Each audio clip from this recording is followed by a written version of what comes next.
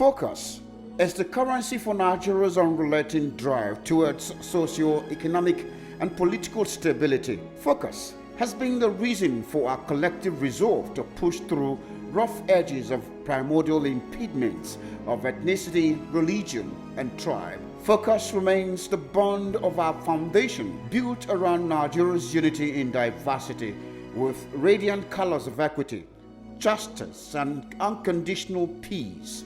The focus is democracy, and democracy remains the focus as Nigeria navigated through gloomy and glorious weather of resilience, perseverance, and hope in the last 25 years of uninterrupted practice of democracy. The Inter-Party Advisory Council, IPAC, is promoting top-notch innovative strategic communications, charting a positive narrative for Nigeria through a thought-provoking situational documentary movie, Unbroken, 2.5 Decades, a national reorientation advocacy tool for building generational democratic bridges and patriotic commitments towards actualizing the Nigeria of our dream. IPAC, deepening democracy in Nigeria.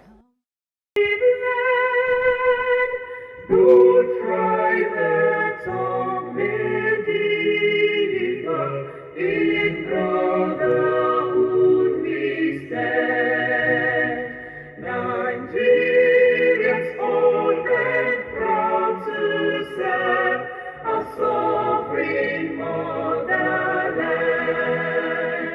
Our flag shall be a symbol that truth and justice reign.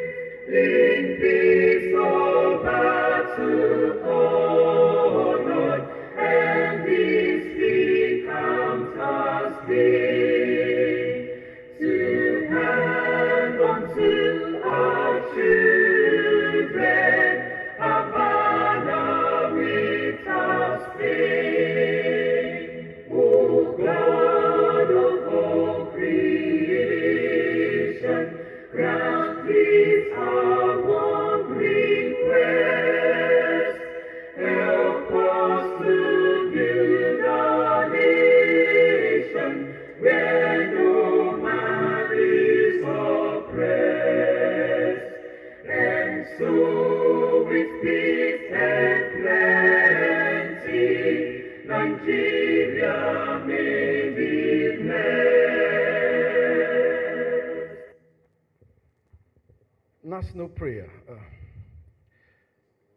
O God of creation, direct our noble cause, guide our leaders right,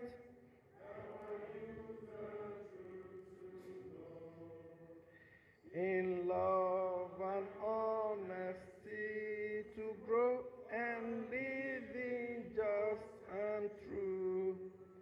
Great lofty rights attain to build a nation where peace and justice shall reign. Thank you so much, distinguished ladies and gentlemen. Kindly have your seat. Again, we welcome you to this very important event. The players in Nigeria's democratic process, I consider the political parties as the building blocks of democratic system. Can you practice democracy without political parties? Is there any system of government in the world where you don't have political parties? Even in the communist, former communist countries, you still have at least one political party in play. And so when the umbrella body of all political parties in Nigeria, the Inter-Party Advisory Council, come together, then you know that they are speaking with one strong voice, and the players on the pitch have come to speak. And so today's roundtable, the role of the judiciary in Nigeria's democratic stability, sustainability is one that will improve, no doubt, Nigeria's democracy. I hope, even if the judiciary, members of the judiciary are not here, I'm glad that there will be a communique at the end of this event. That communique will definitely get to the different tiers and layers of courts in Nigeria, and it will serve as food for thought. Well, we have various dignitaries here present as part of this occasion. The chairman of the Inter-Party Advisory Council, Yusuf Dantale, thank you so much for joining us today. Let's give him a round of applause.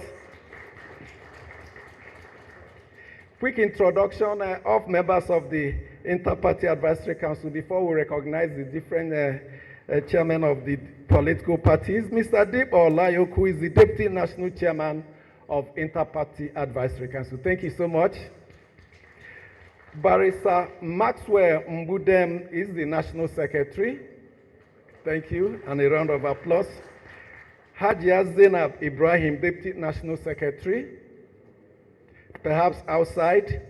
Malam Ibrahim Suleiman, National Financial Secretary. Working behind the scenes. Comrade Ebola Martins, National Organizing Secretary. Barrister Oberagu, National Legal Advisor. Thank you, thank you. Honorable Miriam Bagel, National Treasurer. Chinyere Kalo, National Publicity Secretary. And Prince Dr. Chinedu Obi, Director General of Inter-Party Advisory Council. Okay, let's now welcome and introduce the chairman of the registered political parties in Nigeria. In no particular order, Barrister Maxwell Mbudem is the national chairman of our court party. Thank you for the second recognition, wearing double hat here. Barrister Kenneth Udeze is the national chairman of the Action Alliance. Engineer Yabagisani, Action Democratic Party.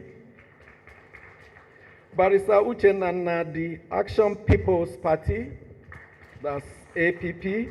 Omoyele Showore, African Action Congress. Chief Ralph Nwosu, African Democratic Congress, that's ADC. Dr. Abdullahi Umar Ganduje, National Chairman of APC, the ruling party. Do we call him first among equals? Because they are the ruling party. Another round of applause for the first among equals. Chief Edozie Njoku is the national chairman of APGA, Progressive Grand Alliance. Thank you so much for joining us today. Of course, we've introduced the national chairman initially, but he's standing in first as the national chairman of IPAC, but he has his first constituency, which is the Allied People's Movement. We'll recognize you again. Adenuga Sunday, because of our tomorrow, that's the Boot Party. Barrister Julius Abure, the Labour Party. Dr. Ajuji Ahmed, New Nigeria People's Party, NNPP. Thank you so much, sir, for coming. Ambassador Isaac Ude, National Rescue Movement, NRM. Alaj Omar Damagun, People's Democratic Party. Not yet here, we are still expecting him. Alaji Falalu Bello, People's Redemption Party, on the way.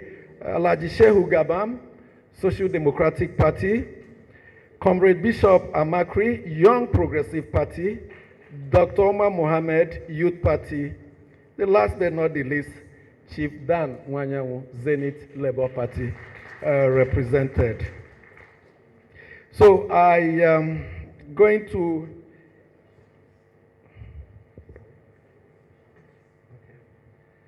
So beyond the chairman of political parties, we have other special guests here, and they are also key players in the democratic process, perhaps not as members of political parties, but those that play support role, civil society organizations and all that, members of the security agencies. We have Wing Commander Stephen Birua of the Defense Headquarters, representing the Chief of Defense Staff. Wing Commander Stephen Birua. Dr. Dauda Garuba, Center for Democracy and Development. Felix Ota Okoji Esquire, Office of the Attorney General of the Federation and Minister of Justice. Mr. Olumide Olaniyan, Lucidity Development Services. Debo Olorumola, Westminster Foundation for Democracy. Professor Goswill Nnaji, former IPAC National Chairman. So very much here and getting associated with the IPAC. Ijoma Nwa for Country Director Hill. We'll get to her. She's a member of our panel. We have Onoja, Senior Advocate of Nigeria. Of course, NOB, non-civil society activist, formerly of Action Aid Nigeria. And of course, she's also here with her unique characteristics. Matu Alao, UNDP, that's United Nations Development Program. Every interest group here were represented, and as they come in, we'll continue to recognize them. But it's my privilege now to invite the National Chairman of Inter-Party Advisory Council, Yusuf Dantale, to indeed give us the opening remarks. And as he comes, just let's have the opening remarks. Just to also tell you that Jubril Samuel Okuteba, Senior Advocate of Nigeria, is also here. That's the keynote speaker. But first, the Chairman of Inter-Party Advisory Council. Thank you so much. Good morning. Our father, the National Chairman of the ruling party, the APC, Dr. Umar Abdullah Ganduje, the National Chairman Accord Party and National Secretary Inter-Party Advisory Council, Dr. Maxwell Mbudem, the National Chairman of NNPP, Dr. Ajuji, National Chairman of ZLP, represented by my friend Makama, the National Secretary and the Deputy National Chairman Inter-Party Advisory Council, members of the Executive Council of the Inter-Party Advisory, the keynote speaker, Barrister Jibrin Okuteba Samuel, Barrister Onoja San, former IPAC Chairman Professor Naji, and the Chairman of AAC is here represented by our Table Secretary, Ina Akbo, former Chairman of IPAC, Dr. Tanko, my big brother Samuel Itodo of Iaga Africa,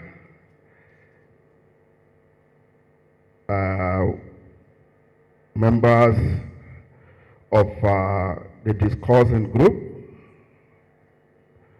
members of representatives of various agencies here present, members of the security agencies, other leaders of political parties here, and I know a lot of legal luminaries are here too, the representative of the Attorney General, members of the press,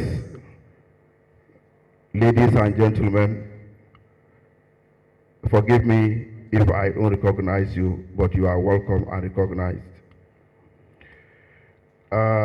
It is my pleasure to welcome distinguished ladies and gentlemen to the first Inter-Party Advisory Council Roundtable on the role of the judiciary in Nigeria's democratic sustainability. This is in consonance with the vision of the Inter-Party Advisory Council to consolidate and deepen democracy by ensuring an environment conducive for successful elections, political stability, peaceful electoral process in Nigeria.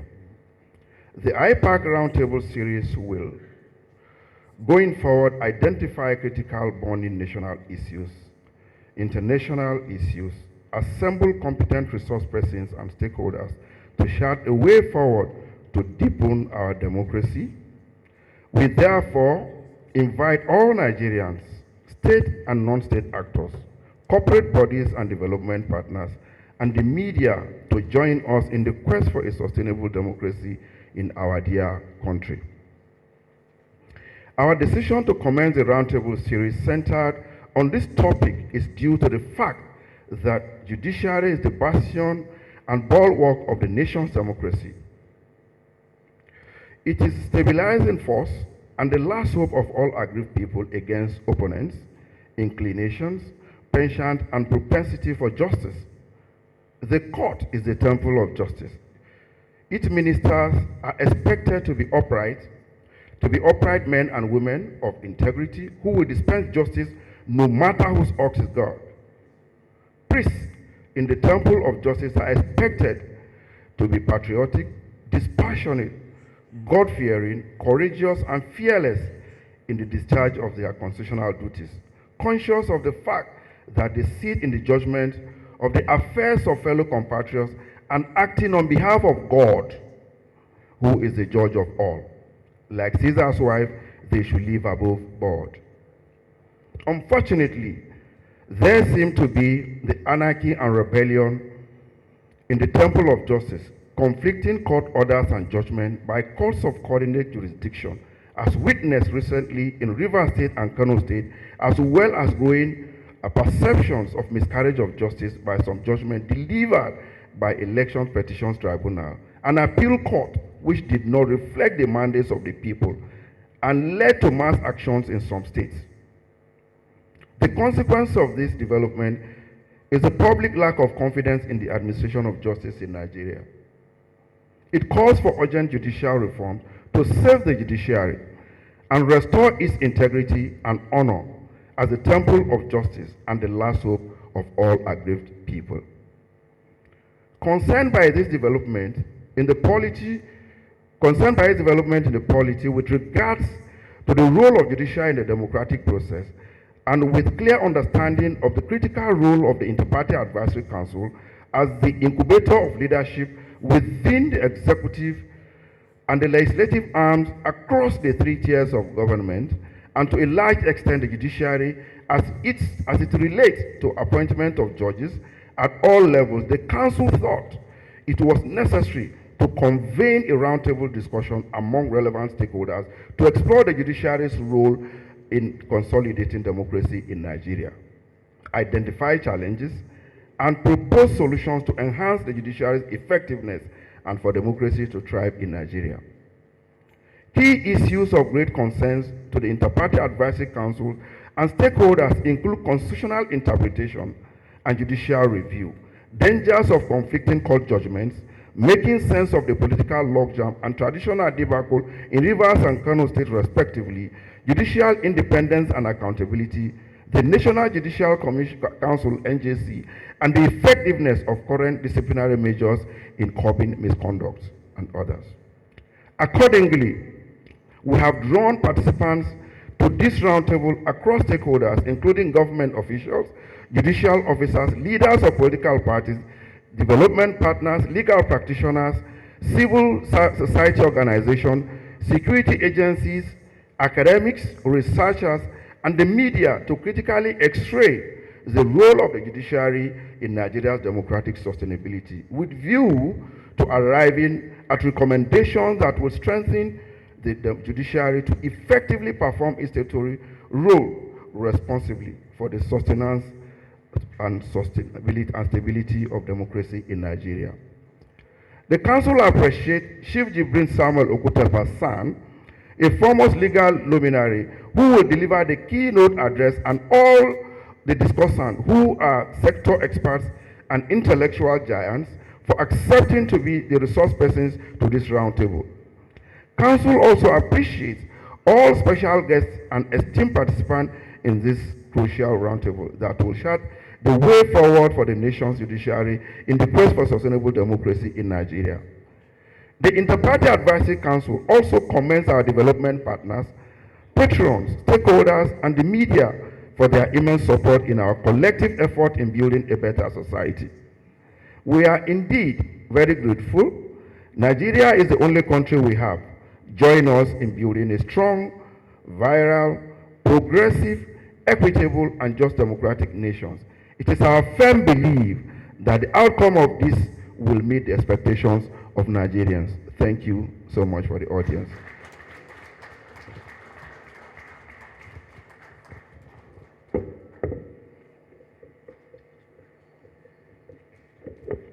Another round of applause to Yusuf Dantale, the National Chairman of Inter-Party Advisory Council.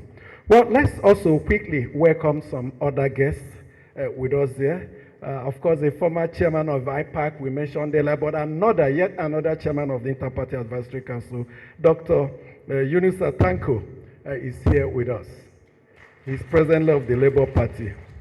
Yaga Africa is a civil society organization, continent-wide, that has been actively involved with Nigeria's electoral process. Samson Itodo, the head of that. Samson, you have added so much weight now, I barely recognize you. These are what happened to newly married persons. And so we go straight to our main event for today. Of course, the roundtable discussion. I can promise you, for every minute of your time you take out to listen to both the speaker and the discussants, there will be so much takeaway. So let's just start with welcoming the discussants to the podium here for that very important section to take place. Senator Shehu Sani, member of the Senate, two-time, I think the 8th Senate, not here yet, or is it represented? Perhaps on the way. NOB, former country director of Action Aid, kindly walk up to the podium here. A round of applause for her.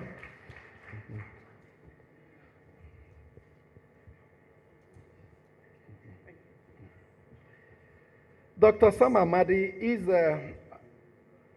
is of the Abuja School of Social and Political Thoughts, a member of the discussants here. Let's give him a round of applause as he makes his way to the podium.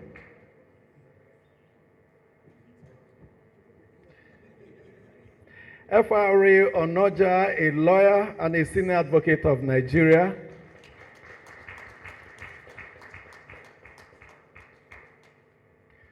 We're still expecting him. Okay, sorry about that, senior advocate.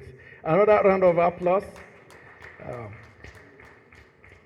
Okay, Dr. Eliasu Gashinbaki, former president and chairman, Governing Council, Chartered Institute of Forensic and Chartered Fraud Investigators of Nigeria. Dr. Ifeoma Nwafo, country representative to the Hague Institute for Innovation of Law, HILL. Thank you so much, Dr. Nwafo, for joining us. A round of applause. You can feel the gender-sensitive nature. NOB, we're on the right track, right? That's good. And making up our numbers is Alhaji Falalu Bello, National Chairman, People's Redemption Party, PRP. Still making his way to the venue here. I am the moderator, I'll be joining them, but before them, let me welcome the keynote speaker, Jibril Samuel Okutekpa, Senior Advocate of Nigeria. Kindly walk up and deliver the lecture for about 35 minutes. We'll be hearing from him. After him, the discussants will weigh in and will bring in questions from members on the other side of it. Thank you so much for joining us today.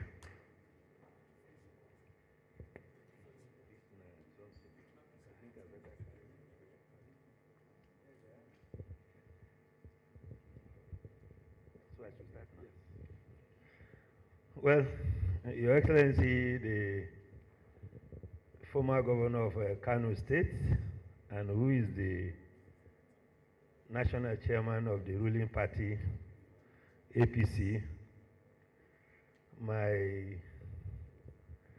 the chairman of IPAC, and all other distinguished guests that are here this morning, my learned friends. I'm happy to meet Mr. Mahdi this morning. I've always watched you on television, and my learned brother Silk, FRA Onoja, SAN, and the first female student union government of the greatest university on the planet Earth, University of Jos, NOB, that I had the privilege to be. You know, there are only 2 universities in Nigeria, but I don't want to go into that controversy. So, good morning, ladies and gentlemen. First, let me confess that I did not know who invited me until this morning, because I haven't met him. I was only being called on phone, and so I wondered what informed the decision that I should be the one to speak on the role of judiciary in Nigerians' democratic sustainability. So when I got his WhatsApp message on the 16th of July, I was tempted to decline, because there is nothing I'm going to say or that I have said in this keynote address that I have not said it before, either in court or on my Twitter or on my Facebook page, or there is nothing I'm going to say that all of us seated here do not know. We know it, but we are unable to practice it for reasons that I cannot say why. The Nigerian politicians know with profound respect, and the paper, the keynote address is of 46 pages. I have sent it forward. So I'm going to speak to it because you will not allow me to read it. But I'm going to speak truth because only truth can make us free. And until Nigeria embraces what is called truth and avoid engaging in what appears to be giving baptismal name of wrong to right, our democracy will suffer a shipwreck. So I thank you, Mr. Chairman, for this opportunity to speak to us. What's democracy? According to Abraham Lincoln, say democracy is government of the people, by the people, for the people. But in my understanding of Nigerian brand of democracy, democracy in Nigeria is government for the selected, of the selected, and for the selected. And so, we all know, and including the IPAC, that we do not practice what is called democracy in Nigeria. Because in real democracy, sovereignty belongs to the people. The people decide who is to be their president, who is to be their councillor, who is to be their governor, and there are no money bags that determine that Sam Amadi, who is qualified, is not qualified. I refer you to the case of Amechi versus INEC, where the Supreme Court of Nigeria did the unusual to save democracy. Amechi won primary, and in the course of time, the political juggernauts and godfathers of Nigerian politics did not believe that the man would dance to their tune. And so his nomination, we were told, had K-leg. And so he was substituted with a man who did not participate in primary election. And so the man went to court. And the question was, having won in the court, what remedy was available to Amechi, having not participated in all stages of election? And the Supreme Court of Nigeria, by the judgment delivered by His Lordship, Honorable Justice George Ogutade JSC, as he then was, has to come down heavily to teach Nigerian politicians lesson of civility by deciding that what remedy does it lie in declaring that it is Amechi that won the primary. And so they invented an ingenuity in jurisprudential soundness to say that when you look at the ballot papers upon which Omeya was declared, the logo on the ballot paper belongs to PDP. And so, for the very first time in Nigerian history, Amechi became governor without going through the rudiments of election. And so, and the Supreme Court relied on the case from UK decided by Lord Denny. That what is the argument on the other side? That this has not been done before. Must it be that because, okay, so because things has not been done before, should it not be done again? And so they decided to install Amechi as governor. So I am looking at this from the perspectives of the contributions of Nigerian judiciary to sustainability of democracy. And so when Amechi decision was given, there was a little bit of sanity in the political sense of Nigerian politicians. Mark you, I'm not a politician.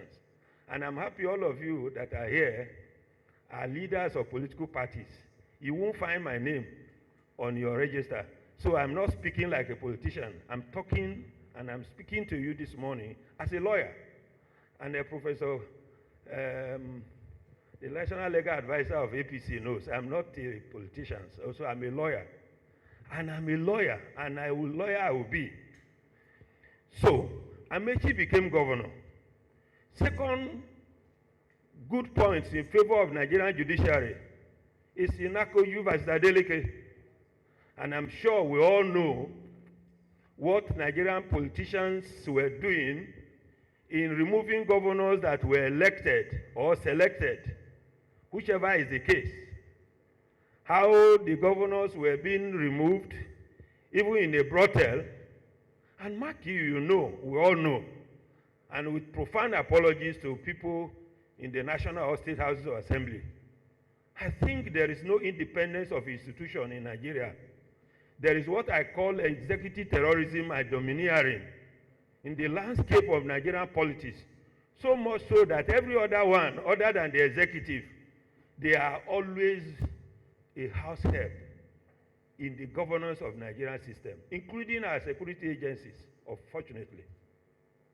So the second other point in favor of judiciary is the case of Inakoji versus Adeleke, where Supreme Court stamped its authority and taught politicians the sense of decency of a procedural steps of impeachment.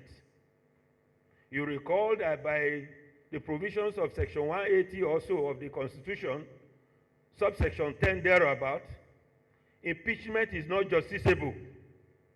But the Supreme Court of Nigeria, as it then was, went to town and said before you can take umbrage or advantage of the ouster clause in subsection 10 of the Constitution, Parliament must be seen to have followed religiously the procedural steps set out in section 1, subsection 1 to 9. Otherwise, they will be held accountable. And so in Nakoju Adeleke, Supreme Court quashed the impeachment of the governor. The same thing with Aprion and so on and so forth.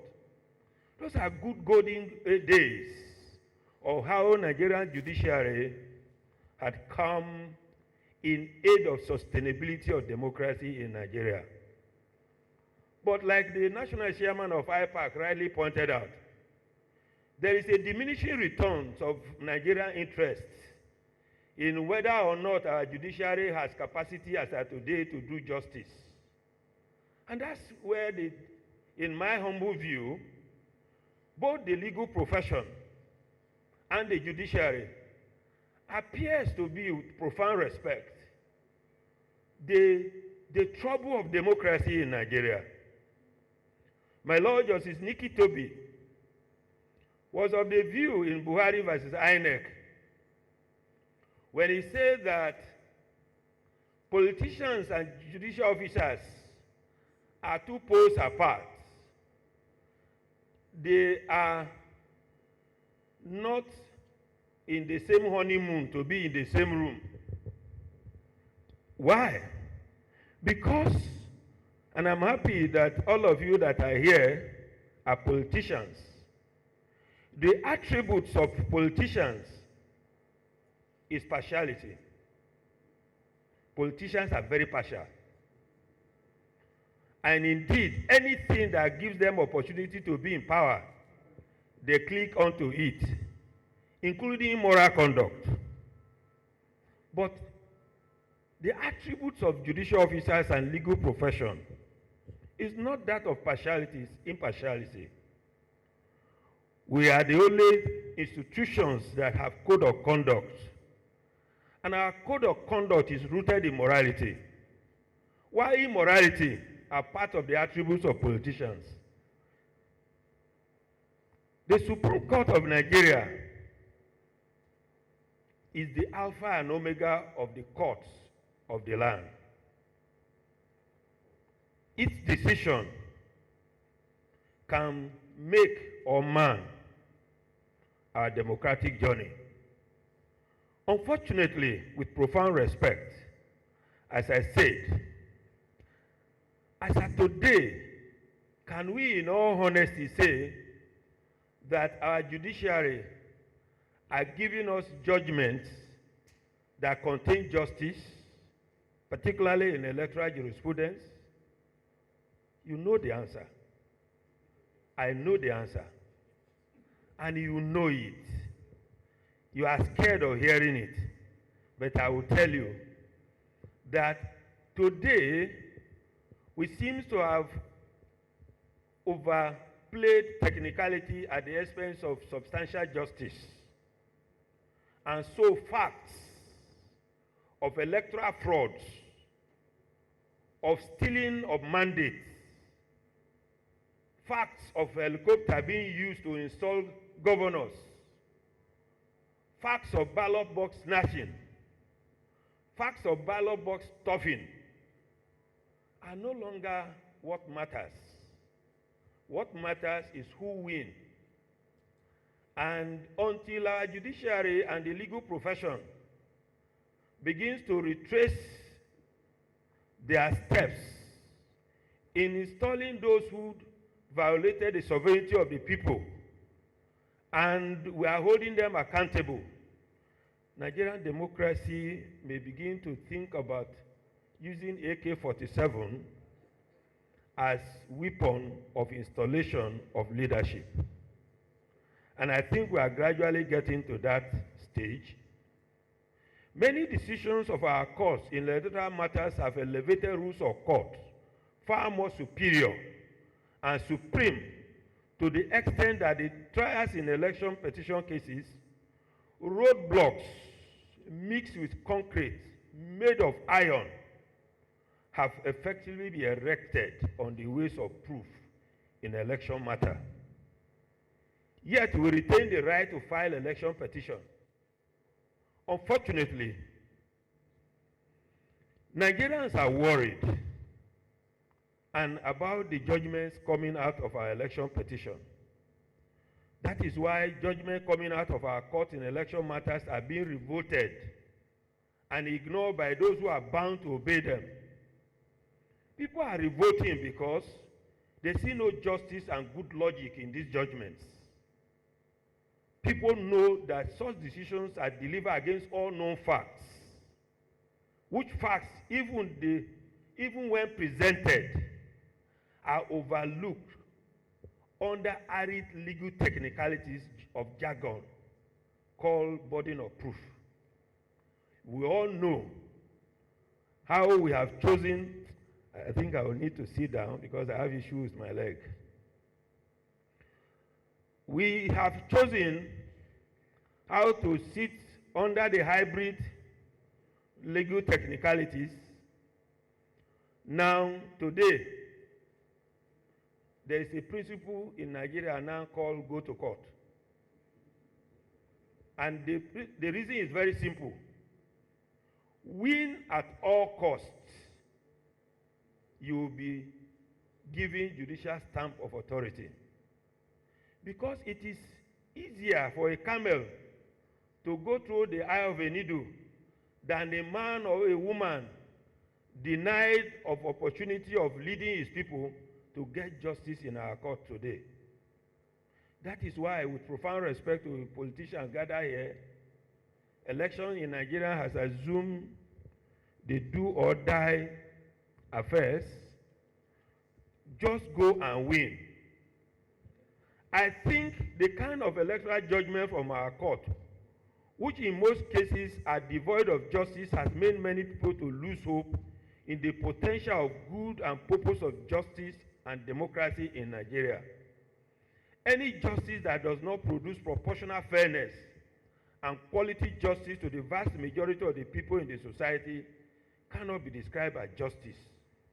In any society where only the very few enjoyed arid-colored quick justice dished out by those who are paid to give pure, unadulterated justice cannot enjoy peace. And I'm sure that's why peace is eluding us.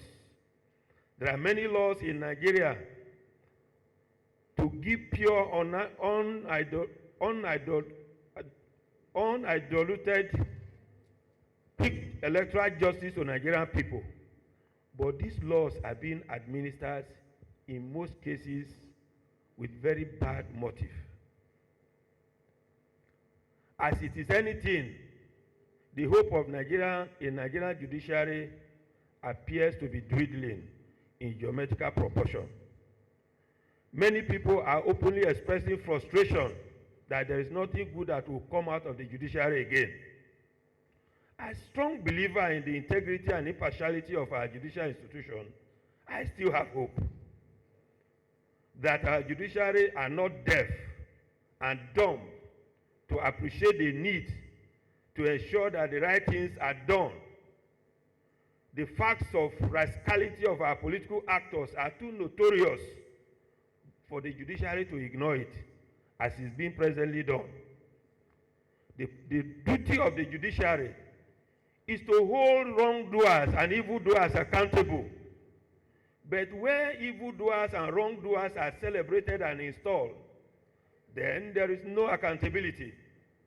And that is why, with profound respect to my national chairman and the leaders that are here, Nigerian politicians are far too removed from the people.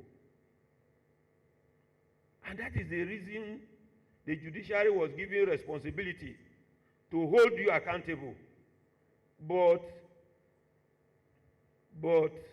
unfortunately, it appears that if you can't beat them, you must join them. Should we join them in the legal profession? I do not think so. Our electoral jurisprudence needs to be looked into, and I must commend Parliament because they've done a lot. For instance, beavers has been introduced. Accreditation is to be done by beavers. But who brings the beavers to court? How will the beavers be opened and demonstrated? Nigerian Supreme Court said you must produce beavers and demonstrate it. I commend them because beaver is an electronic device. You do not need polling unit by polling unit agents to come and show you what is stored in the beavers. But how has our court interpreted even this technological innovation? They have been jettisoned in place of analog jurisprudential injustice to the extent now that Nigerian politicians bypass beavers free of charge and get an institution charged with responsibility of conducting election called INEC to announce the results. And once INEC has announced the results, thank you. Once INEC has announced the results, yes, once INEC has announced the results, then you have an uphill task to overturn it. Why? You know it. You block agents. You don't want witnesses to come to court. Witnesses are waylaid. I ask questions. Are Nigerian politicians actually ready for democracy? They are not. Because Nigerian politicians are not interested in democratic principle. They are interested. And I have said, and let me say it here without any fear of contradiction, that there is no difference between all the Nigerian political parties. The only difference is in opportunity. Once upon a time was a political party called APC outside of power, and PDP was a backed political party. They sang songs of their purity and piousness, how they would do what they needed to do in less than 6 months. Nigeria will be a rado, everything will be fine. Then the opportunity came. Now we are making excuses. And there is virtually no one, except very few, and with profound respect and apologies to the national chairman of APC, that has never been a PDP. And so when I see Nigerian leaders passing bulk that it is the past government, I do not see any reason why you should say so. Because there is nobody in the present government that has never been part and parcel of the government that put us in this problem.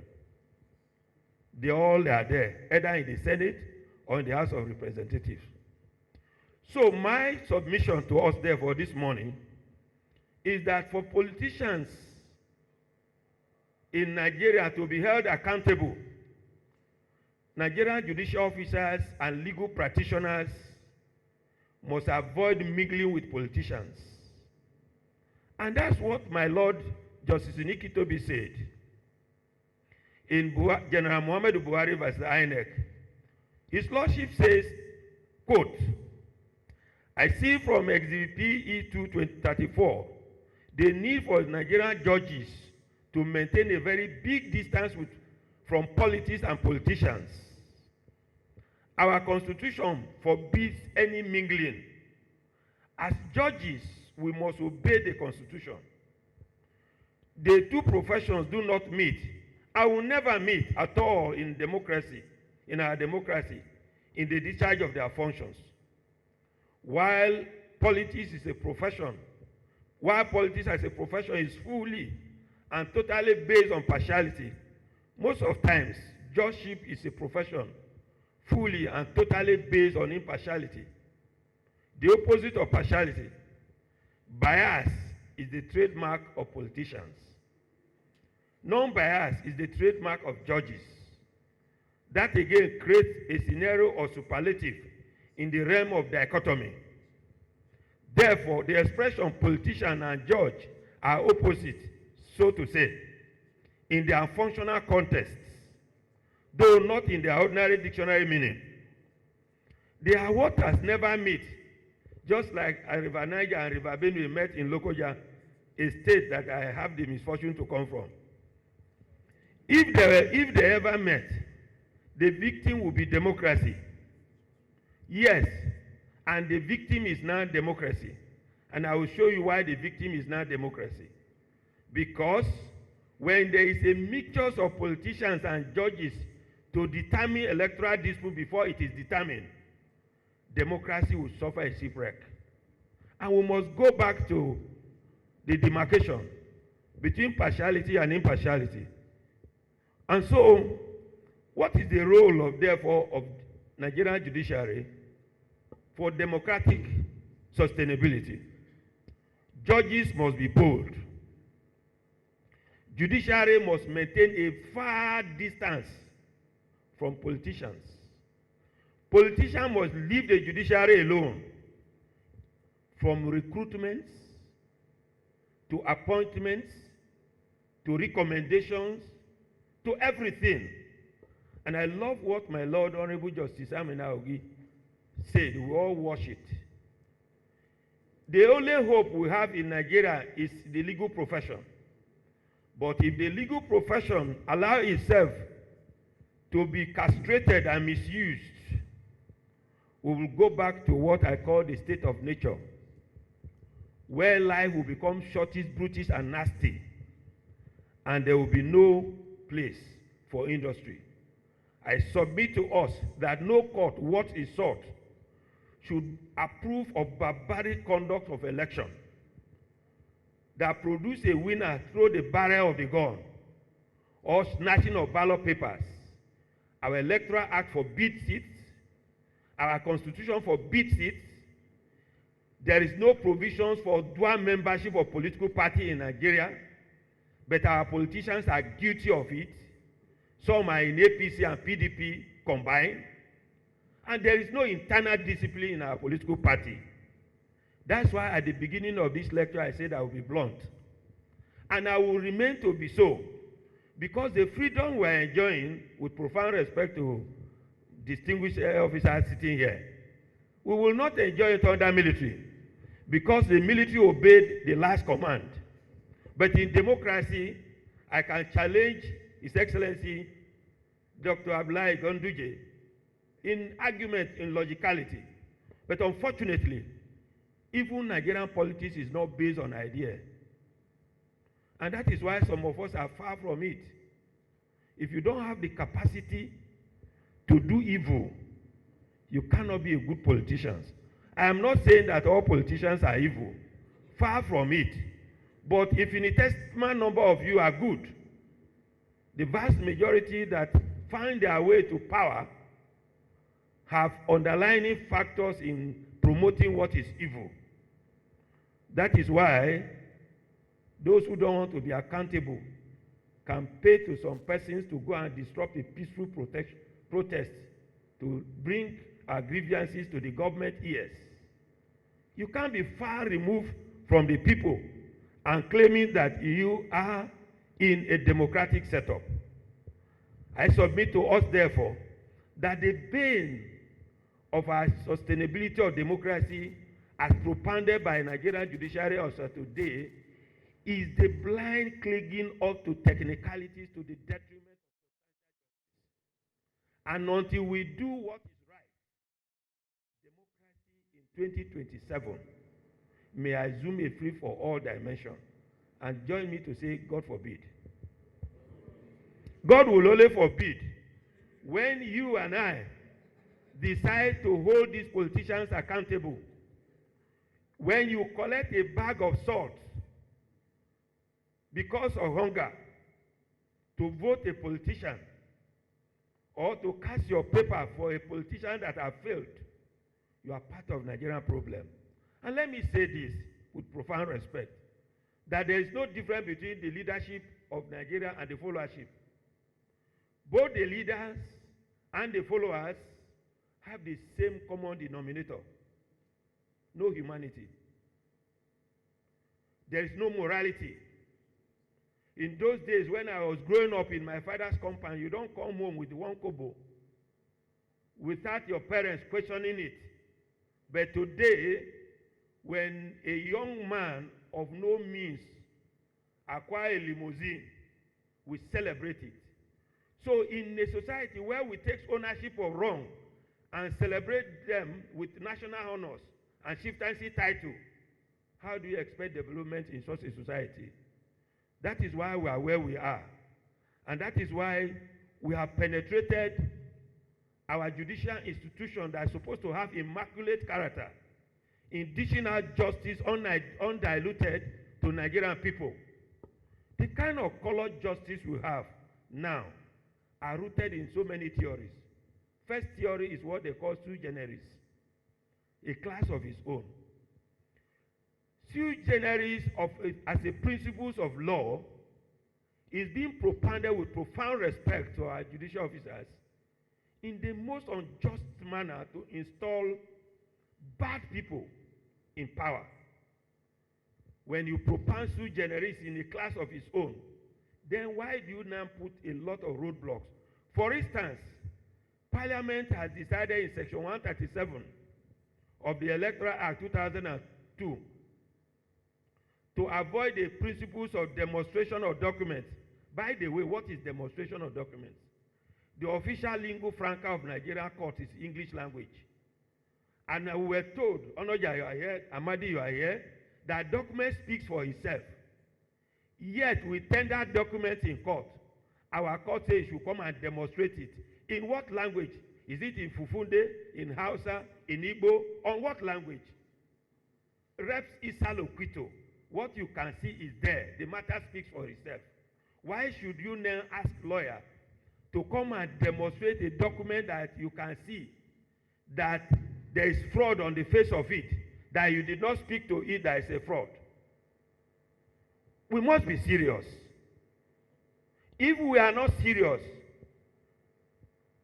and I will use the word of their lordships in Oglem versus INEC, because it's not my word.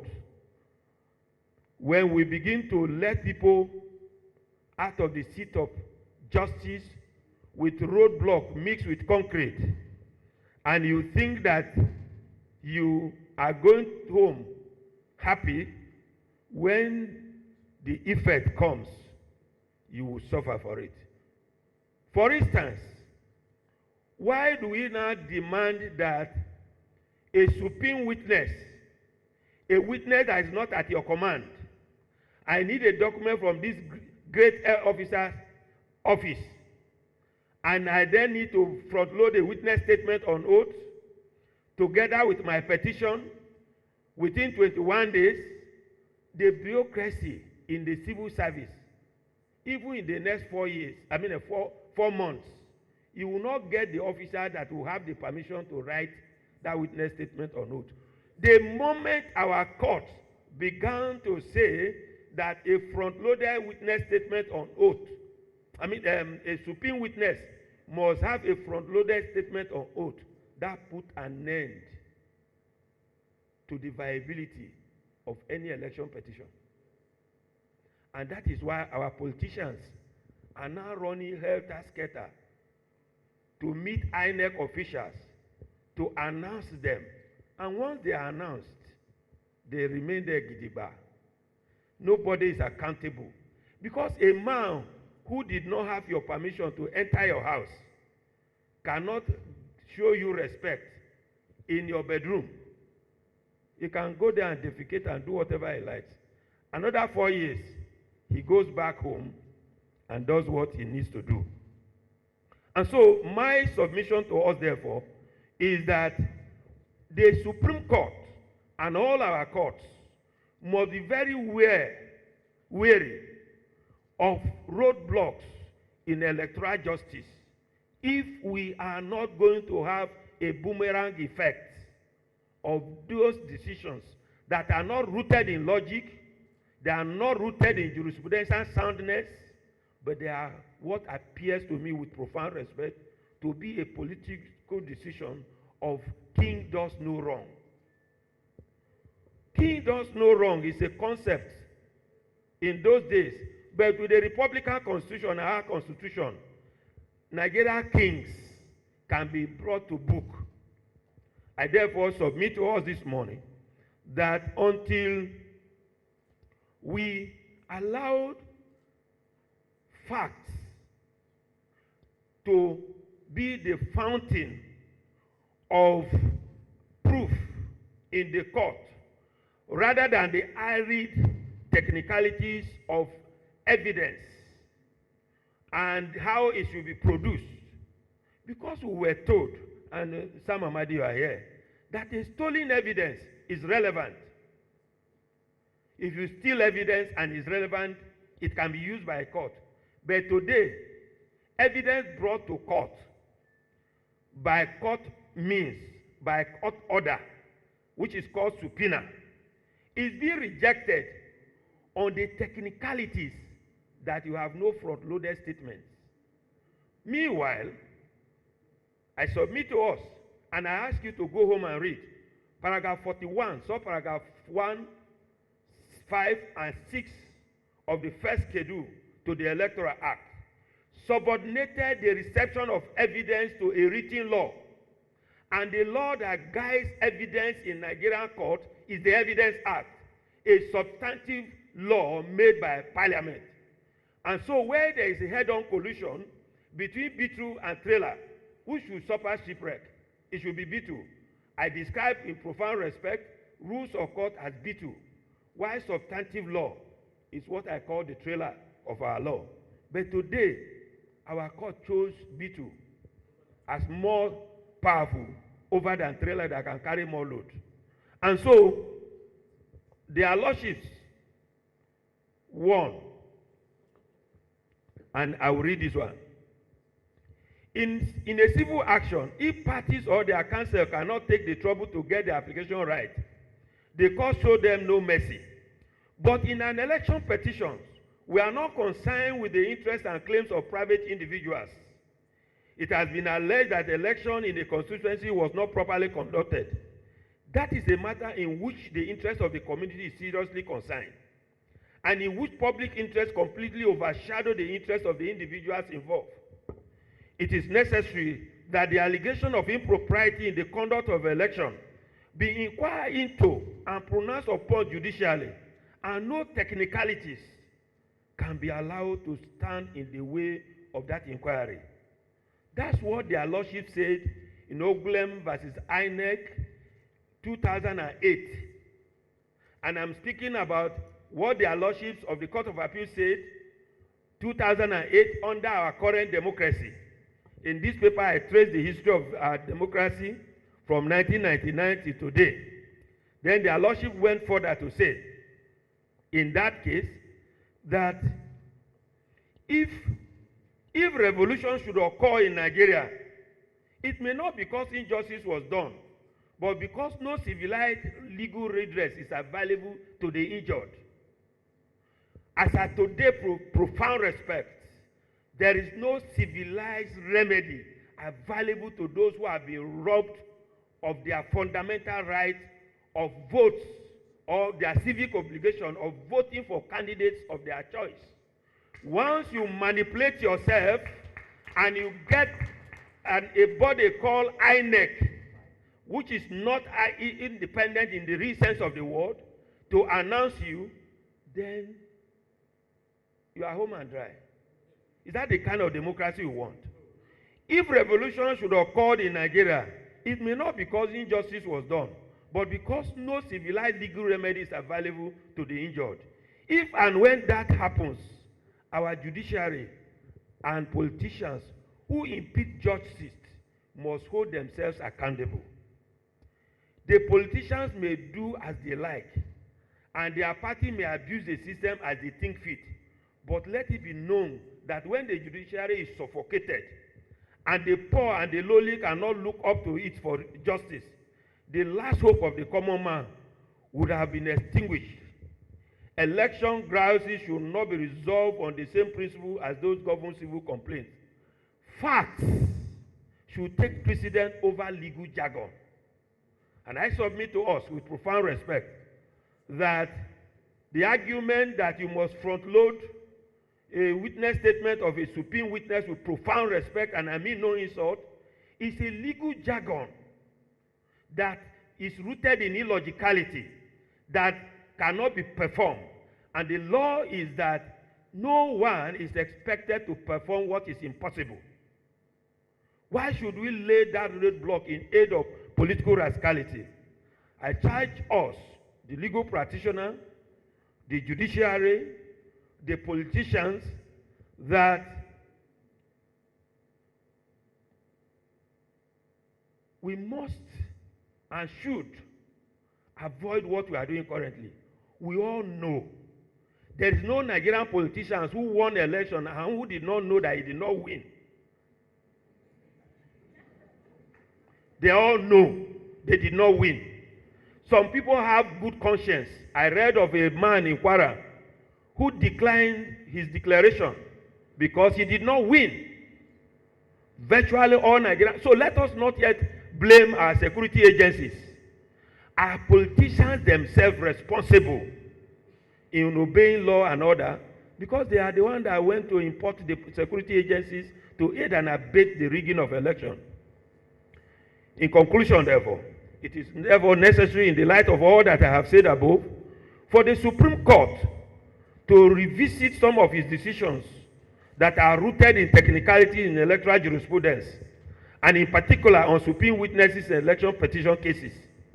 It is also necessary for all Nigerian courts and tribunals dealing with electoral disputes to avoid technicalities, because in the words of the Supreme Court, and this is what the Supreme Court says itself, and I'm using their word, technical justice in reality is not justice, but a caricature of it. It is justice in inverted comma, and not justice synonymous with principles of equity and fairness.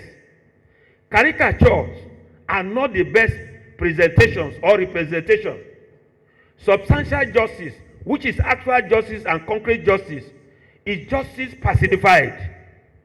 It is secreted in the elbows of cordial and fair jurisprudence with a human face and understanding. It is excellent to follow it in our law. It pays to follow it, as it brings invaluable dividends in our legal system, anchored or predicated on the rule of law, which is the lifeblood of democracy. I thank you.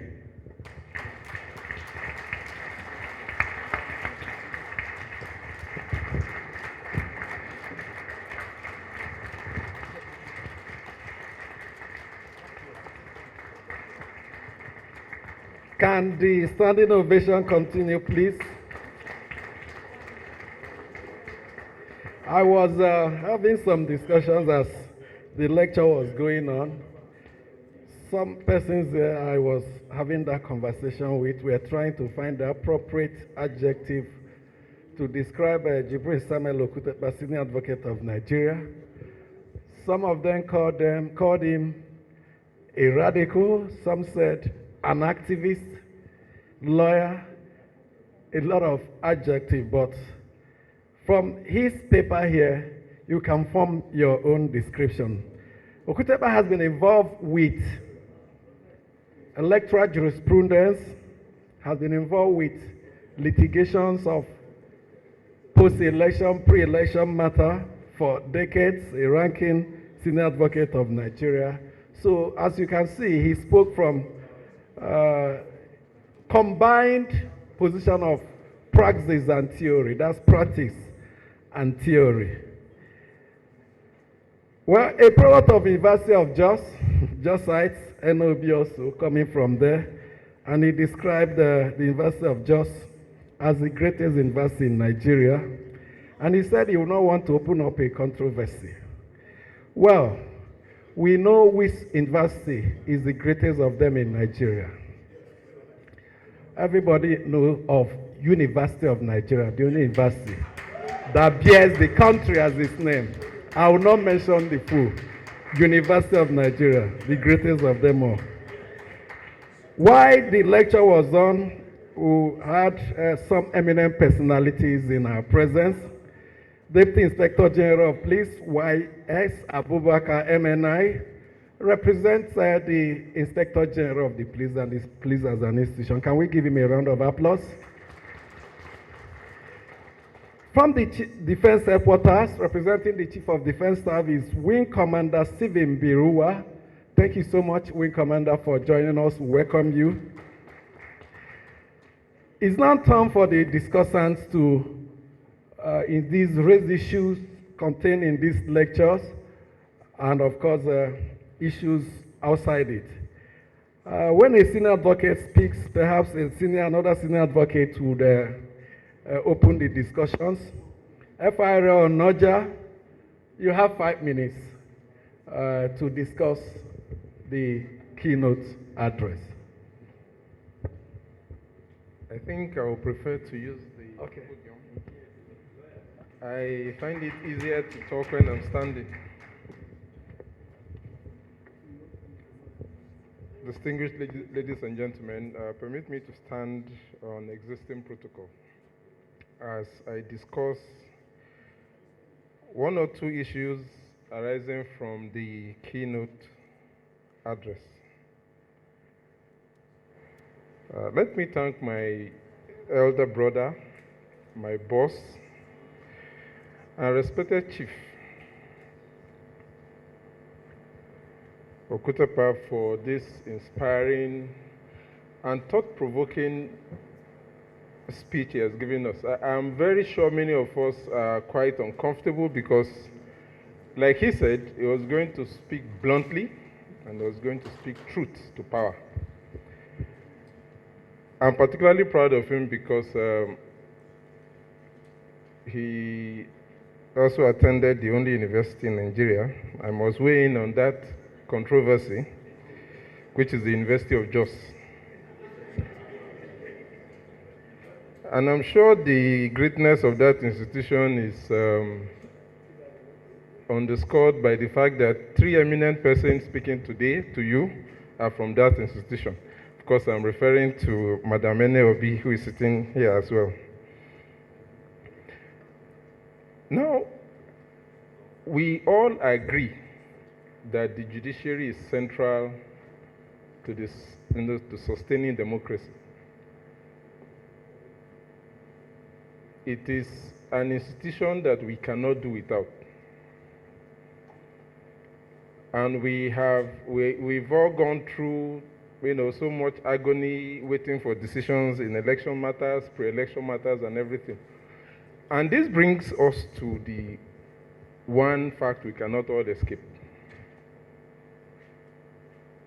The judiciary is under pressure because of the over-reliance on it. And when they're under pressure, at some point, we will come to a breaking point. And the phenomena we are looking at now, including the powerful statements made by my learned older brother Silk, is authority for the fact that we have a problem with the judiciary as well, because they are stretched to breaking point. And because we are, we have a collection of politicians here, political parties and their leaders. Permit me to point out what can we do to ease the pressure on the courts. So long as every dispute concerning pre-election matters, election matters end up in court, so long will we have conflicting decisions. So long will we have over-reliance on technicalities. So much will we have a system where the very institution put up to create justice will be unable to meet that role. They will be unable to perform optimally. And so one of the problems we have identified is that the Nigerian, there is an over-judicialization of Nigeria's politics. Everything political ends in court. Political parties cannot pick their own leaders, their own, those who will contest for them, their own candidates. Everything goes to court. And so at some point, at some time during the course of, during the political cycle, you find that the court system is practically shut down because of too many political cases. And of course, if there is an over-judicialization of politics, we also have an over-politicization of the judiciary. The judiciary have now become the institution that determines who holds power. That is wrong. People who contest for offices should be appointed or selected by their political parties. And people who must contest elections and who win should be voted in by the people, not by the judges. So these are difficult problems. I wish I have enough time to provide, recommendations for how we can make it better, but it comes down to us. Chief Okutepa has told us that it's down to us to make the change we want, if we want the system to survive, if we don't want it to fail. I will recommend something though, because it still remains my primary constituency. And that recommendation is addressed to political parties. I thank God that Dr. Ganduje is here, is the leader of the ruling party, and I'm sure he can help push through perhaps legislations or policy changes that can make a change in the system. And let me address the point about internal democracy in political parties. Yes, thank you, Anita. We must enthrone a system of internal democracy that will not rely on the courts. Political parties should be able to pick their leaders. And we must go back to that age where courts were reluctant to dabble into the internal affairs of political parties. But we know that that will not work. We can't go back there because it's a big challenge, and that is why the National Assembly intervened. So instead, I will propose that it should be legislated that political parties should have fixed arbitration panels to deal with all of their disputes and save the courts, from being inundated with so many cases. And it's these many cases that are creating so many problems of conflicting judgments. We could have, for instance, arbitration panels made up of senior lawyers. It can be set up in a way that all disputes concerning, selection of parties, candidates and the like, or who are the officers of a political party and everything, can be taken to these panels, and their decisions should be largely final. I'm sure we can solve that problem if we put our mind to it. But so long as we continue to believe that the judges can solve all of our political problems, so long will we continue to miss it. Thank you so much. Thank you so much. FRL Onoja, Senior Advocate of Nigeria, for your intervention. Of course, the several issues were raised by the keynote speaker. Is it judgment or justice that we should crave for in electoral jurisprudence? Is it substantial justice? What about the principle or challenge of go to court? Should the judiciary become an activist judiciary? And he ended up by saying that based on the judgment, it appears that for you to join politics, you must have to, apart from other skills, acquire the capacity to unleash violence. The next discussant is another lawyer. Perhaps we allow the learned persons to weigh in before the educated ones will come in. Dr. Sam Amadi, Abuja School of Social and Political Thought. 5 minutes, please. Thank you very much. First, let me commend my brother, the senior advocate, for a great paper. Noni saying was brilliant. There are so many brilliant people, but there are few sincere and honest people. So I respect and commend you for the truth. Brilliance is cheap, but honesty is expensive. Thank you very much. Let me say this very clear, and I'm going to respond to 3 key points. First, in every country, elections are one of strategy. So in the US today, you see policy people, strategists thinking around messaging, thinking around mapping constituencies. In Nigeria as well, election is one of strategy. And the strategy of election in Nigeria is very simple. Bribe INEC, bribe judiciary, commandeer the security, and they are done. The people that destroyed 23 elections is INEC and judiciary. The rules were clear. The Electoral Act is not perfect, but it was very clear. I'm surprised that any judge who understands administrative law, which I have taught in the university for years, which I studied under the best in the world, would argue that an internal regulation built on a law, an act, a regulation, directing that you will do X, you can choose to do Y. When there is legitimate expectation and detrimental reliance. INEC was totally wrong, and the courts, Supreme Court downwards, got it wrong. When an agency created under the law with an enabling act and a constitution that says you can make rules, makes rules, those rules are law. They can unmake it through rule-making process. If they don't, they are bound to obey it. Results should have been transmitted electronically. I'm ashamed. I have a PhD in law and I can stand anywhere in the world to dispute the best and brightest. I was ashamed that the court affirmed that INEC can just walk away from the law. 5 years I was a regulator of electricity. When we make tariff, it's the same way INEC makes rules.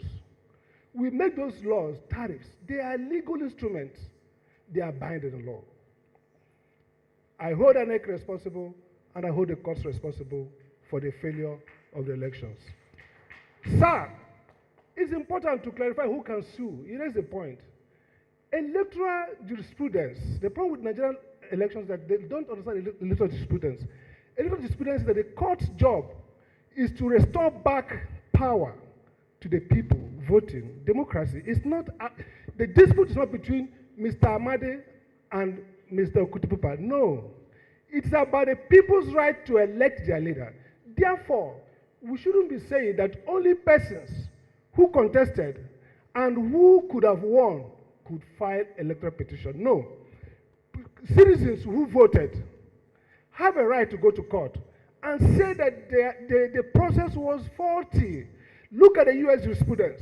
All the cases that went to court in 2020, I guess, were mostly by civil society groups and voters. That should change. Now, what does it take to nullify election? I always wonder why judges feel that what they call substantive justice, substantive compliance.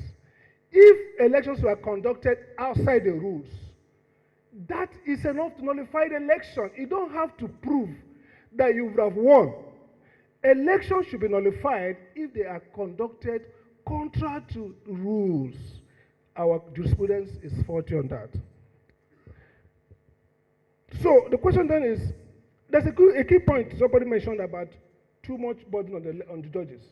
It is caused by INEC, and I make this clear. The new Electoral Act provides two safeties that we destroyed. First, internal democracy. It says that all candidates must be either elected directly or indirectly. If you choose indirect, then it laid out democratically elected. Let me say it clear. The court has a right and a duty to overrule parties if they present candidates that did not go through the rules of the constitution and their own internal rules. There's no justice like saying, look, there are three people here. Members of the party have a right to due process. That's what the Act provides for it, and that's what the Constitution provides for it. So if you do not second-guess politicians, then it's not that you're imposing the candidate, you are requiring them to follow the rules. And that's what the Supreme Court has been saying before. And the final point I want to make is very clear on this. INEC needs to start doing administrative adjudication. Now, let's be very clear. Every process in an election, including rulemaking, including declaring results, are administrative procedures that require due process. Meaning that INEC should be sitting and making rulings on objections during collection of elections. I watch the drama where INEC says, call result, you call result, after I go to court. No, that's not the way. There is an intermediate procedure before adjudication in court. That is administrative hearing. You must establish the validity of those results through a process that INEC can now make rules, which the court will now review through judicial review. So the critical point is here, and I want to end on this note. The Amechi case you mentioned, sir, interesting case. The court did something that was nice, but look at the failure. The issue is, it's not for the court to impose candidates. Courts can verify results and ask people to elect, to go back. So we have to redraft timelines to allow for repeat elections, not imposition. And the key point here then is that this is not a matter of nicety. I like the point you made. Politicians are mad dogs. You need to police them. But when the policer of Mad Dog is himself mad, then that's confusion. The judiciary should no longer be thinking of politicians as people who want to do public good. The public interest is to impose order and regularity in politics, not to allow politicians to self-regulate. That is a lesson of history. I don't blame politicians, I blame judiciary, I blame INEC, because they abandon their work, and politicians are the ones who can never see power and leave power. You have to treat them as persons who have adverse interest to public interest and force through regulation the convergence of private and public interest. Thank you very much. Thank you so much, Dr. Sam Ahmad, Africa School of Social and Political Thought. His conclusion is that there's no difference between the Electoral Act and rules for the conduct of the election as established by INEC. Okay, let's bring in the Amazons now. Let's start with Dr. Ijoma Nwafo, Country Director to the Hague Institute for Innovation of Law. Come up to the podium. You have 5 minutes, please. Thank you so much. Thank you. I beg to stand on existing protocol. I was invited to this event on my capacity working for the Hague Institute for Innovation of Law, but I've had the privilege in my past life to be a politician. So when you talk about mad dogs and corrupt people and bias, I cringe. However, I'm here to focus on the lecture we had the privilege to listen to. Thank you so much, sir. You did justice to it. And like the previous speaker spoke, I'm glad you are being honest and not necessarily, I don't celebrate your brilliance. I didn't expect anything less. But what I celebrate, sir, is the fact that there's so few of us who are able to speak courageously about the truth of our problem, the Nigerian problem. So I thank you so much. Having said that, I took some notes. And something that stood out to me was when you said that the judiciary should not be seen mingling with politicians. Who are the judiciary? They're Nigerians. And I think that's for me, I think that is the root of the problem. Somehow, you become a governor and you're no longer a Nigerian. Somehow you become a judge, you're no longer a Nigerian. You're a president and you're no longer a Nigerian. And that is the root of the problem. It is a Nigerian problem. If you're a corrupt Nigerian and you're made a judge, you will be a corrupt judge. If you're a corrupt Nigerian and you become a SAN, you will become a corrupt SAN. The problem is a Nigerian problem. It starts from the home, it starts from the communities. We don't even hold each other accountable any longer. So, sir, I equally have a question for you. Perhaps we should legislate who people marry. Why should a prominent politician's wife be able to be a judge? It should be against the law. You see somebody that I laugh at it. He's a prominent politician, and his wife climbs up and becomes a Supreme Court justice.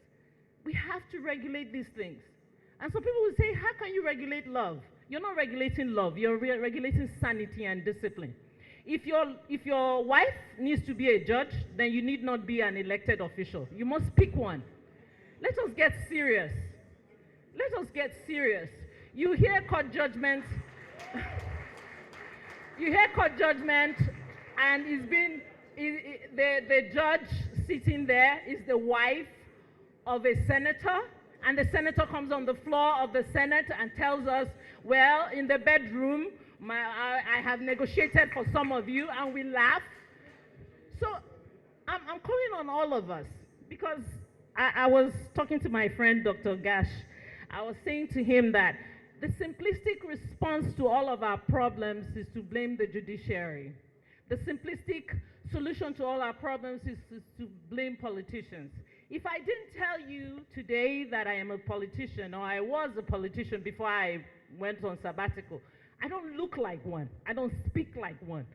But let me tell you another problem before I sit down, having listened to our speaker. The bigger problem is, I have to humbly tell you that the politicians you see on your television, in the Senate, the National Assembly, are finished products of a very corrupt root. I remember the first time I was just coming back from the US when I ran for Federal House of Reps.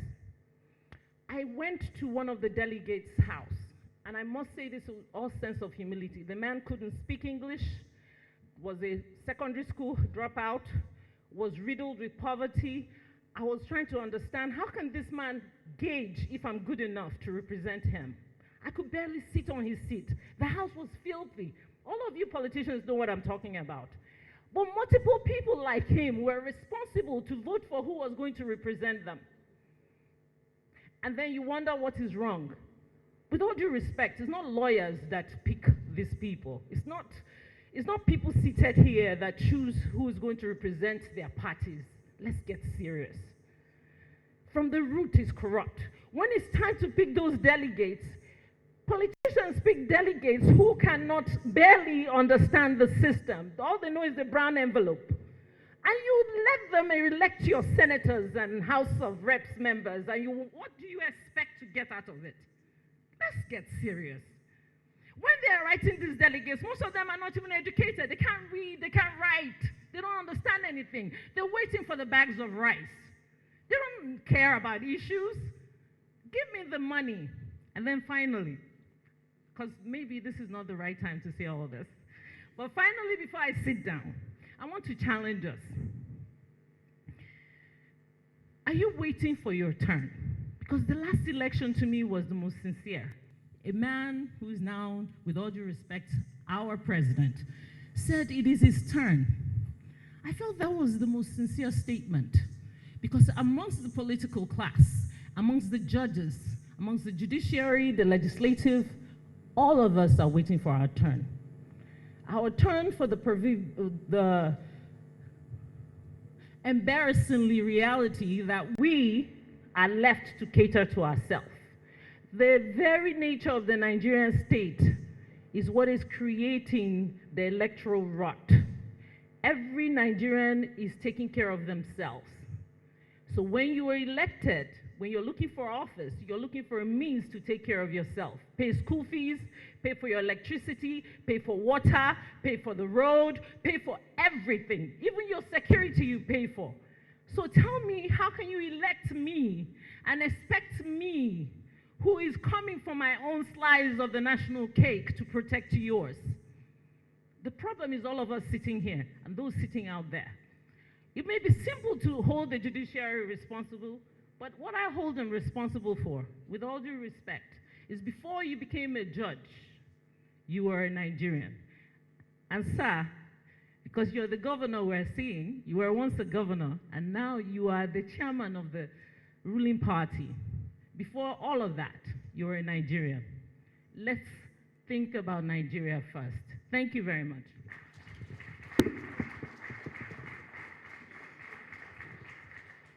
Thank you so much, Dr. Ijoma Nwafo. A former politician, is she aspiring to get back to that field again? Did you acquire the capacity to unleash violence?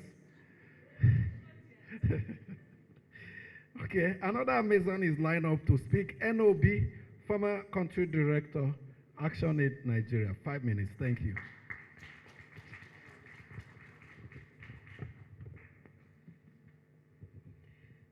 Thank you very much for the opportunity, Mr. Chairman.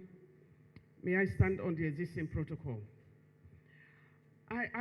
It's a great pleasure to have the senior advocate, Okutekpa, having to be the keynote speaker here, and it's really special. And I'll go back in time, that we left school about 33 years ago. And I want to go back to that place because whatever you are doing today, we come from a school that believes in discipline and dedication, completely.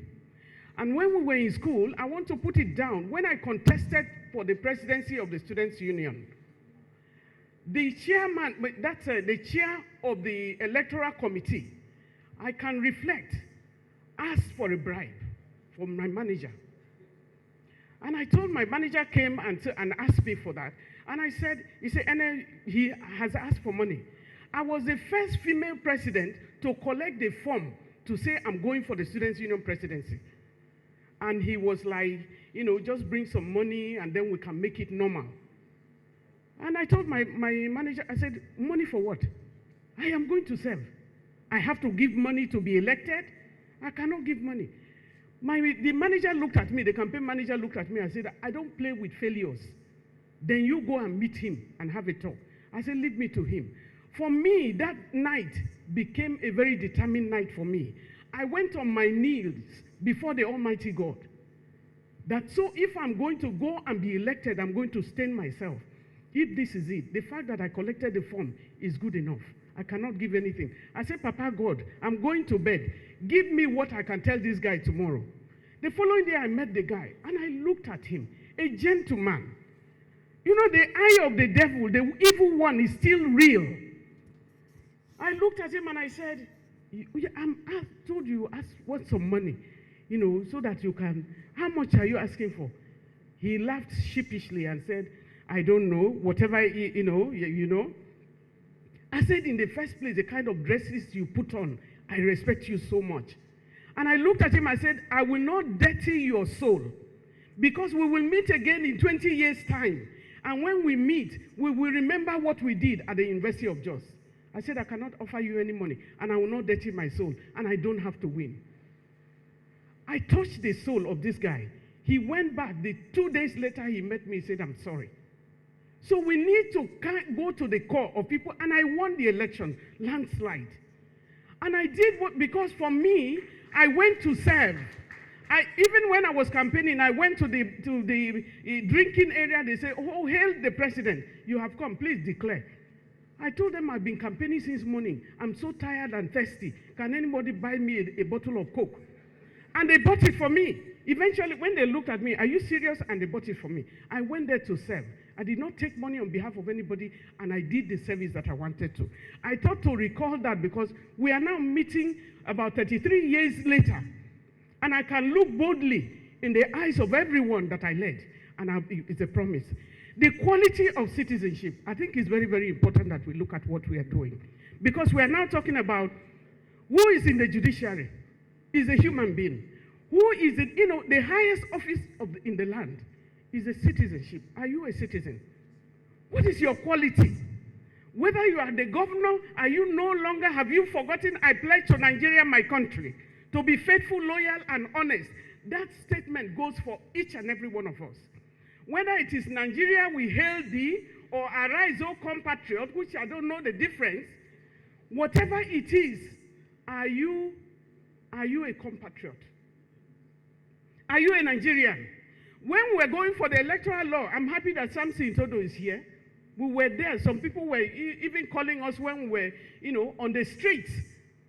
When we say sign the bill, the Electoral Act 2022, everybody disowned us, more or less, including many members of the civil society as well, some members of the civil society, because INEC said they wanted the law. And so we worked so hard to get them the law. But INEC is one of the reasons for the brutalization of the judiciary itself, because we have to say the truth. What has the court got with the declaration of results? Because INEC that was giving full money, billions were given. Nobody is holding INEC to account for the money that was voted for them to be able to conduct the election and declare the election. A few months before, because Dr. Sam has mentioned it, a few months before the election, we heard that the electronic system was not going to be, that the presidential was not going to electronics. We confronted the chairman with it. We said, we heard you are not going to declare this election. He even granted a press conference, and he did exactly what? How did that happen? Are you still a Nigerian? We are all writing our history. And so it's very important for us to look at the quality of citizenship. What is your quality? What is your role? I made some submissions that I want to put down. The issue of morality, which the senior advocate has mentioned. Morality, what is your morality? That's one of the bane of you being a Nigerian. When we're growing up, patriotic citizenship. What are we doing with our lives? We send the police, we send the armed forces to different directions.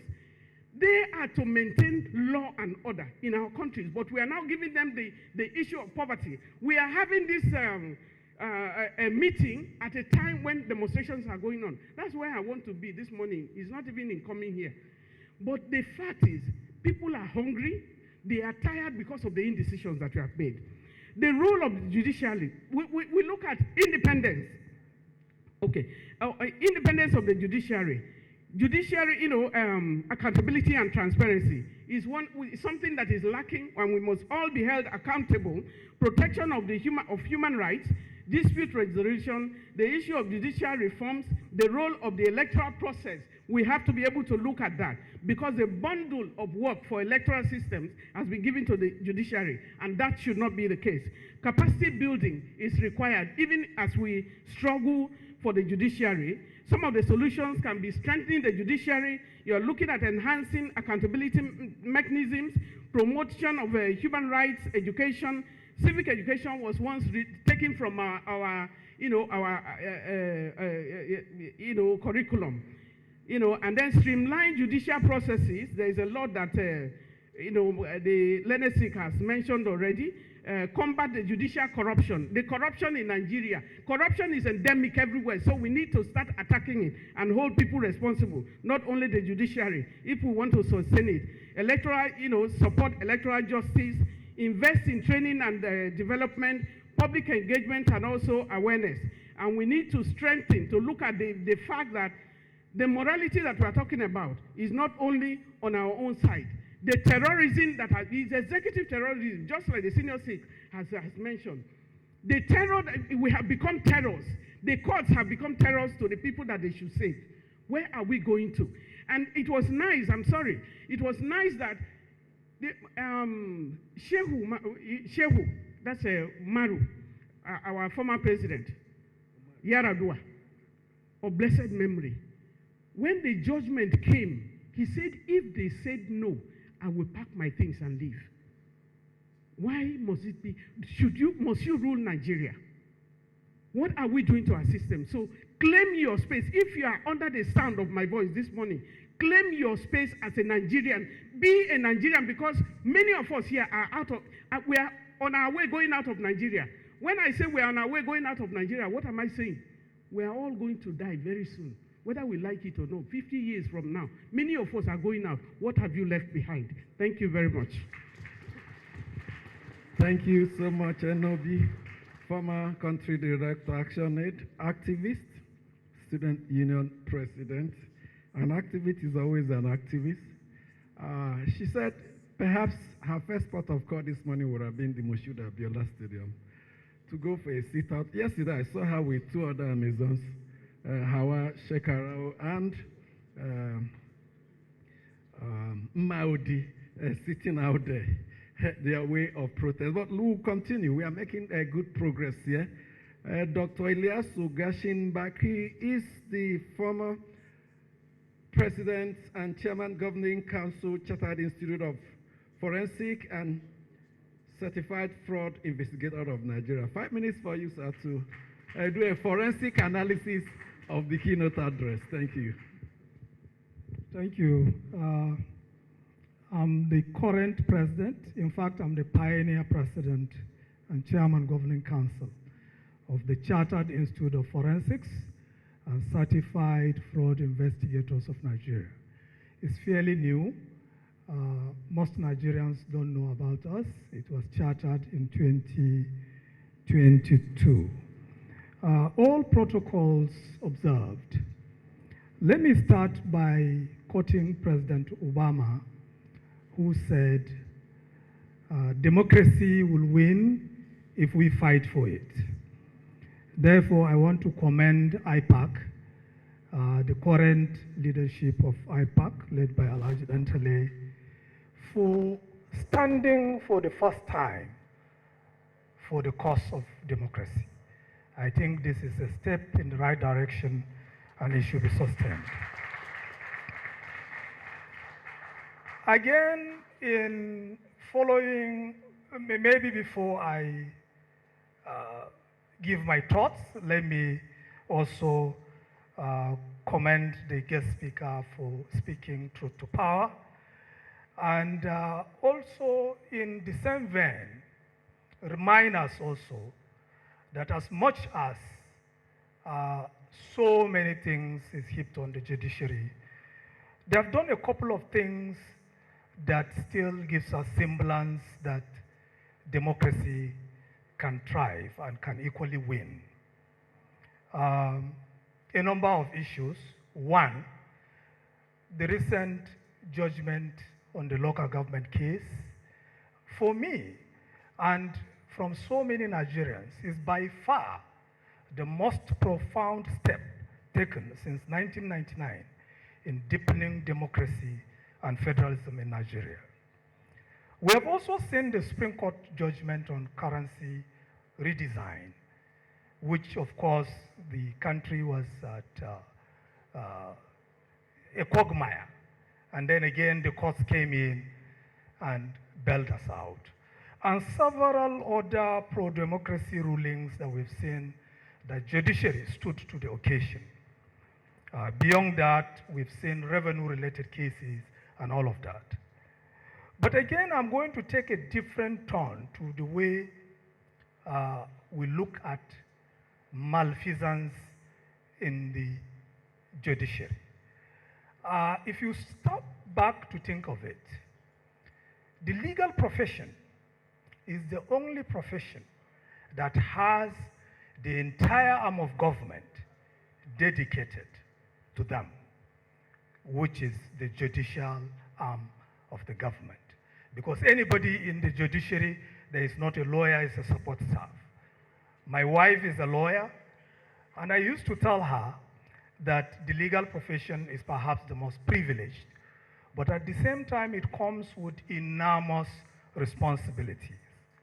But again, because of how special it is, we have always looked at judiciary, whether Nigerians are hoping that out of its own self-correction and generosity, that the judiciary can reform itself.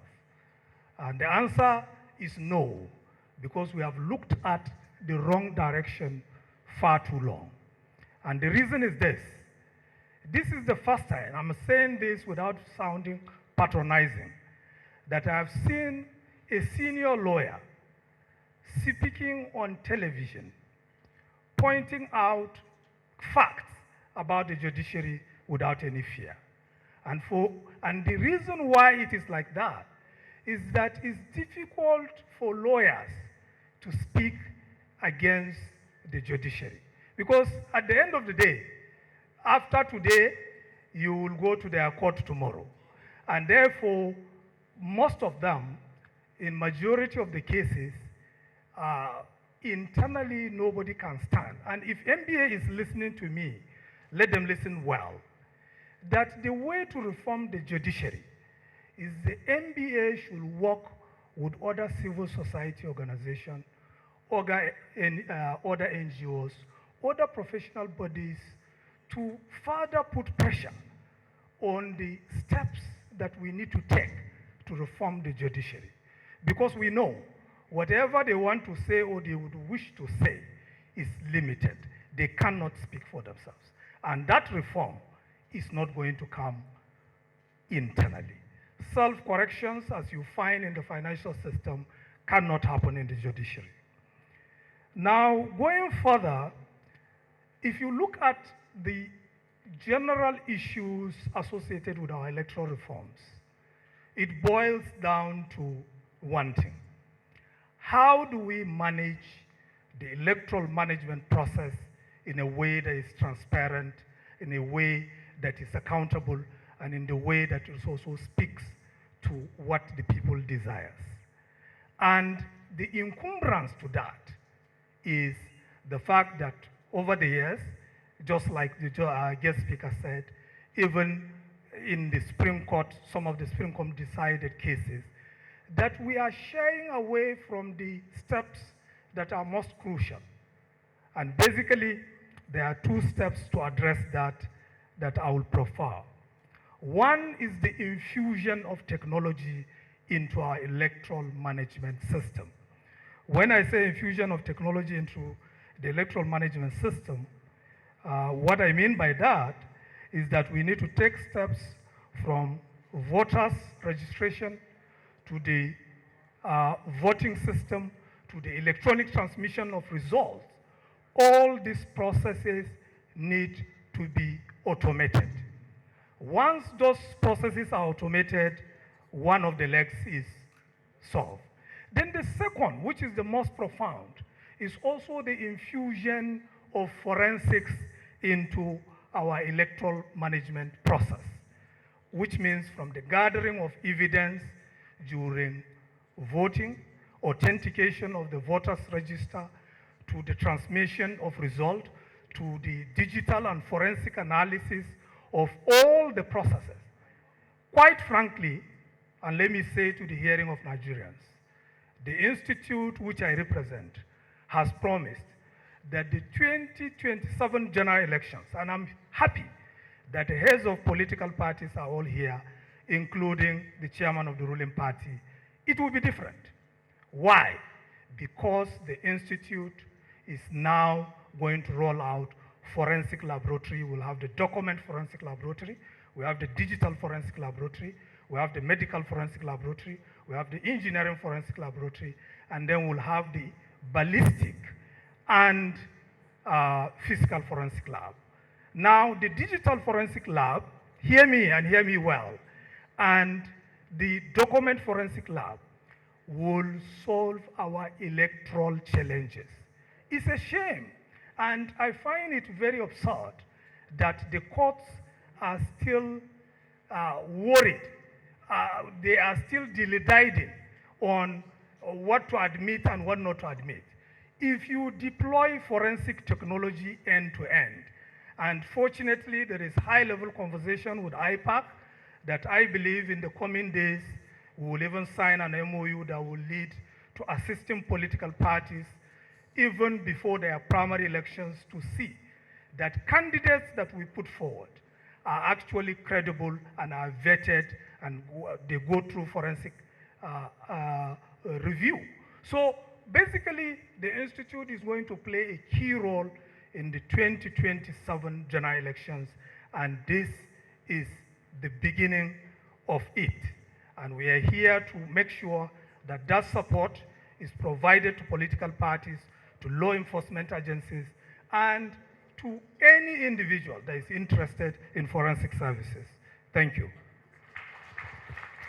Thank you so much, Dr. Eliasu Garishimbaki. He is the incumbent President and Chairman Governing Council, Chartered Institute of Forensic and Certified Fraud Investigators of Nigeria. They are going to bring their wealth of experience and forensic capabilities going into the next general election. That will be in 2027.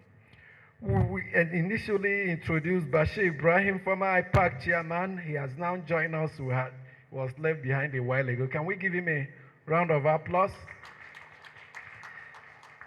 And while the session was on, Comrade Sheikh Hussein, a former senator, joined us, and a discussant will welcome you to the podium to wrap up your thoughts about the role of the judiciary in Nigeria's democratic sustainability. He didn't listen to the lecture, but he can also articulate his own views in 5 minutes.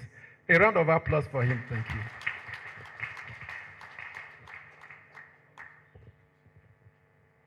Your Excellency, the chairman of IPAC and other council members, distinguished discussant, distinguished invited guests, ladies and gentlemen.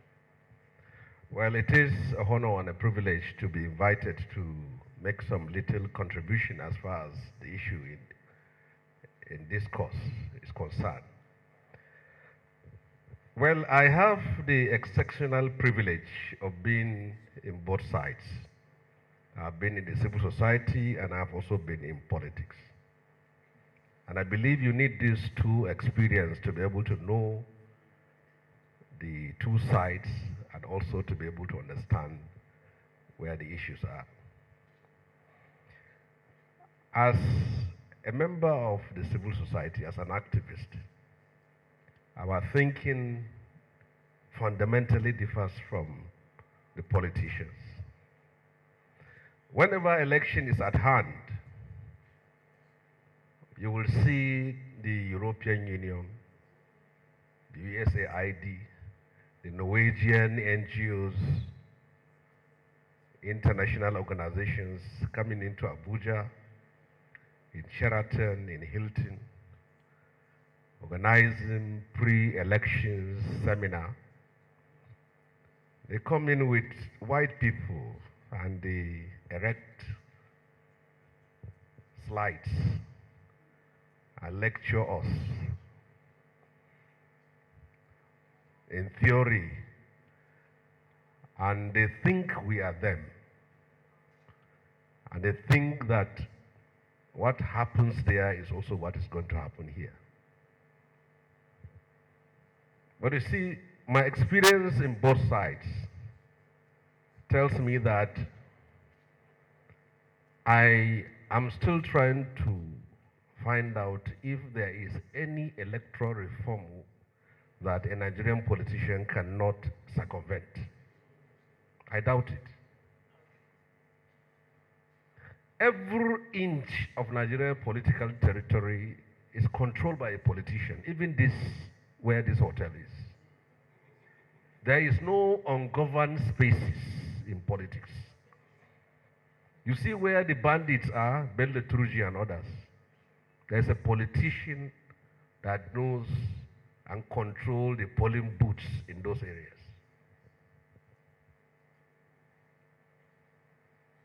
We talk about the judiciary as the last hope of the common man. Why is the political parties not the last hope of the common man? Why is INEC not the last hope of the common man? Why is the military and the presidency and the Senate and the House of Reps, why are they not the last hope of the common man? We want a perfect judiciary in an imperfect system and in a perfect country.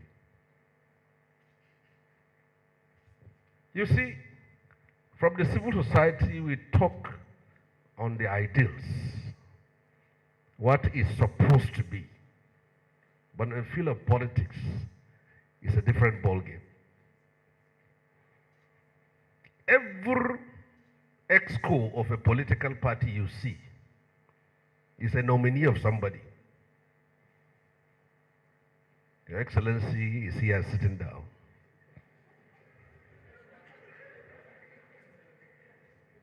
From the congresses to the primary elections to the general elections is a control process. You see Lugbe, you see Yanya. Or where we are today, if you want to know who control this ward, just attempt to paste your posters around this area. They will call you on phone and tell you, have you consulted with A or B or C? He is the person in charge of this area.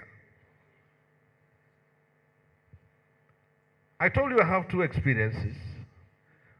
When we were in activism, we sit down and talk on what is on paper.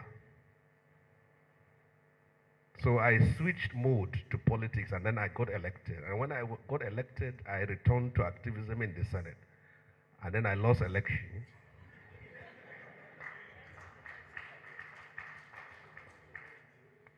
You see, in the field of activism, we have set of ideals that this is wrong and this is right. Politicians don't have that. They can live and eat with their enemies. They can be insulted and be maligned by the person, and tomorrow they will be with him. In activism, if I called her today, if I malign her, I tell her so many bad things, she gets angry. A politician will laugh. She is not going to. She sees she has integrity. A politician don't think like that. So I will say this. we expect so much from our judiciary. We do make example in the past. Each time we talk about United States, but I don't think we will do it now. A United States Supreme Court sat and ruled in favor of a president who supported and encouraged an insurrection that led to the invasion of a parliament and the killing of so many people, and the same court ruled that he has immunity. In those days, when we want to make example of a democracy, we say in countries like United States, can we in all sincerity tell ourselves that we will continue to learn from them? No president will make electoral reform that will lead to his downfall in office. Only Jonathan. It's only Jonathan that appointed a INEC chairman he never knew and he never met. And what became the result? It's only Jonathan that introduced a data capturing machine and ended up being captured. Please, thank you very much. Thank you. Okay, we have limited time because of live coverage. Some of them will be going on about 2 networks on live coverage. So that's why we are economical with the time. Time for us to get responses in 2 minutes from the other side. NOB was not willing to give money for people to vote for her. We're not willing to apportion extra 1 minute to the 2 minutes here. We want to accommodate as many as possible. We'll start with the National Chairman of the ruling party, All Progressives Congress, Dr. Abdullahi Umar Ganduje. Come up and offer your perspectives on the discourse so far in 2 minutes. Thank you so much.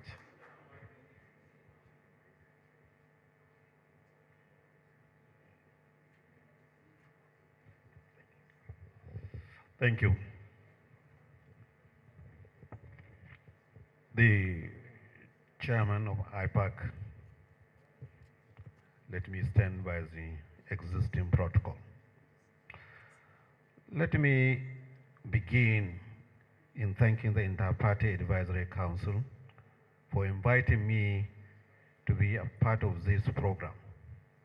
Indeed, I must say, I'm honored to participate at a forum like this to discuss such an important, critical topic, that is the role of the judiciary in Nigeria's democratic sustainability, especially at this trying period of our democracy in Nigeria. I believe there is no better time to have such discussions than now, bearing in mind the critical role of the judiciary in democratic setup. The judiciary in Nigeria, as we are aware, has played a pivotal role in shaping the nation's democratic landscape. From the early days of independence to the present day, the judiciary has been entrusted with upholding the rule of law, ensuring justice, and safeguarding the rights of citizens. However, it is important to mention here that in an attempt to play such a critical role, the judiciary faces various challenges, such as inadequate funding, delays in justice delivery, judicial independence, subterranean influence, and many others. Despite these challenges, I believe that there are opportunities for reforms that would further improve and strengthen the judiciary, as well as enhance its role in democratic sustainability. I believe one of the key pillars of a vibrant democracy is an independent judiciary. Therefore, stakeholders in the democratic process must ensure that the judiciary remains free from external influences and interference.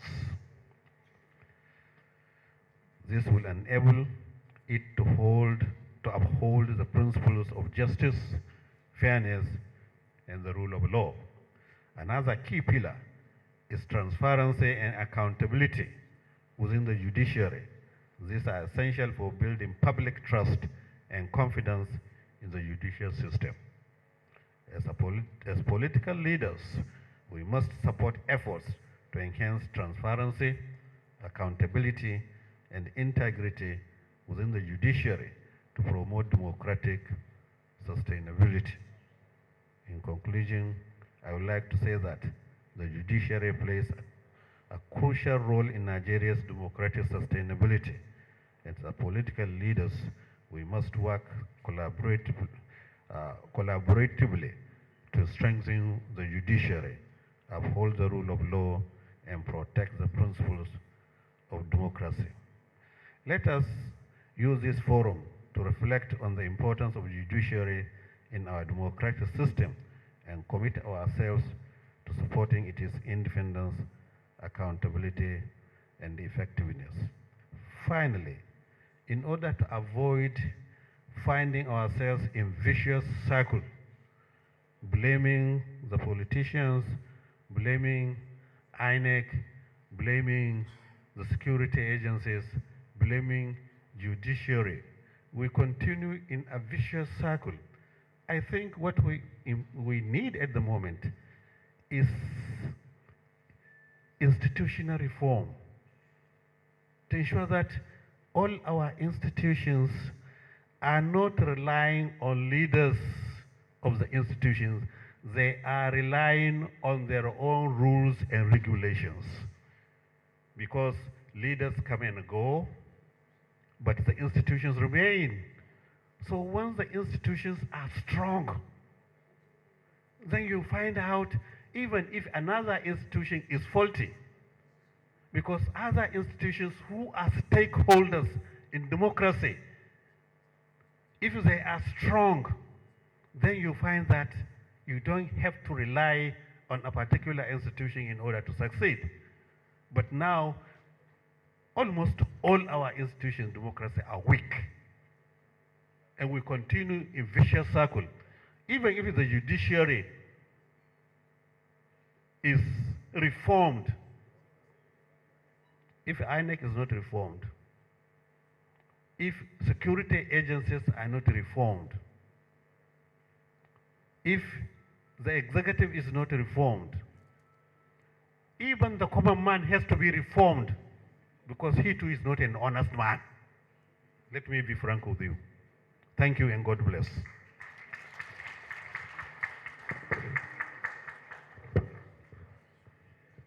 Dr. Omar Abdullahi Ganduje, National Chairman of the ruling APC. Another round of applause for him.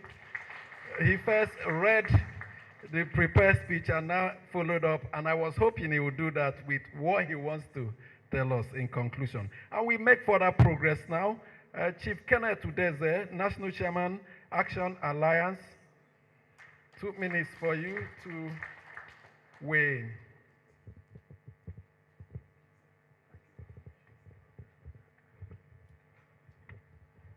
The Chairman, Interparty Advisory Council, every other protocols duly observed. Mine is an encouragement, and I have to take my encouragement to all of us from, incidentally, I come from one of the best state universities in Nigeria, Imo State University.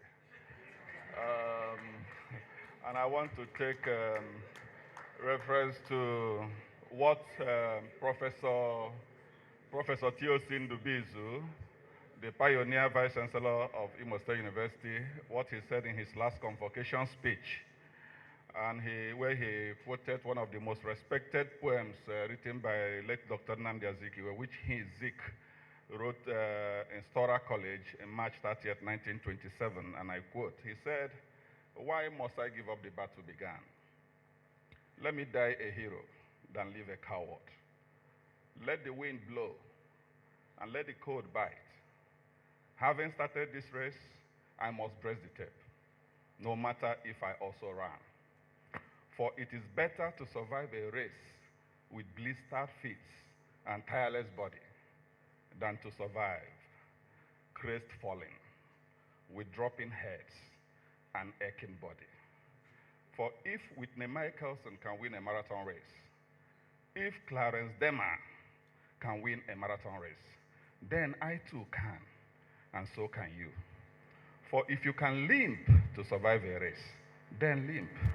If you could jump to survive a race, then jump.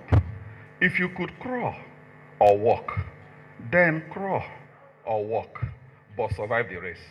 That is the most important thing.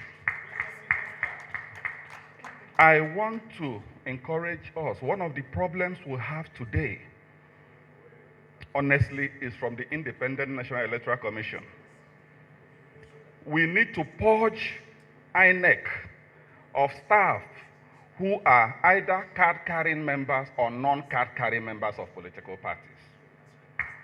Until we get this thing right, there's nowhere we are going. This is what I have to say now. Thank you very much. Thank you so much for making it brief. If you want to crawl, if you want to run, if you want to jog, do it. It's just like the ongoing Olympics. The joy is not just about winning medals, but participating. If you're an athlete in the Olympic Games, you go away with a prize, the Olympian. If you finish the race, that's what you get. That's what you get, and that's what he's emphasizing here. The next is Dr. A. Ahmed, National Chairman, New Nigeria People's Party, NNPP. A round of applause as he gets here.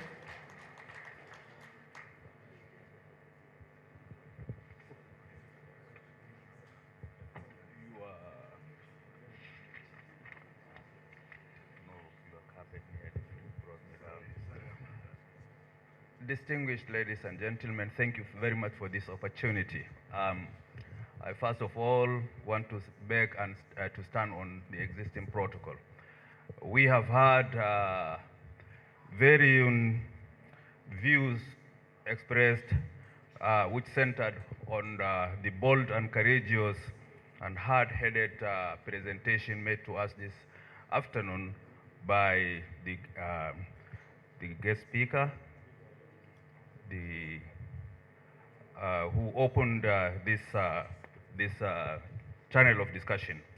However, I note with some kind of caution that a lot of the issues centered around just one thing, and that is namely the need for politicians themselves to reform themselves. My elder brother, the chairman of APC, made mention of the need for institutional reform. Institutions cannot reform themselves, and therefore at the end of the day, what we are faced with is a society that is certainly on the wrong path. We can recall with nostalgia the kind of leadership that, the political leadership that we had in this country in the 1960s. And I believe what went wrong is first and foremost the gradual monetization of politics. And concomitant with that is the collapse of morality in politics almost completely. If we now say that we have to reform politicians, we have to reform ourselves, we have to reform institutions, and we have to reform our society. Reform always has a one-way trajectory. That is to say, we must have the correct and the most astute kind of leadership to initiate that. And therefore, at the end of the day, I believe strong leadership that can steer the country and our society on a path of reform is the dire need that we probably need at this point. I want to thank everyone here for this opportunity to say a word or two. Thank you. Thank you so much, sir, for the brief remarks. Next is Professor Godswill Ndaji, former National Chairman of Inter-Party Advisory Council.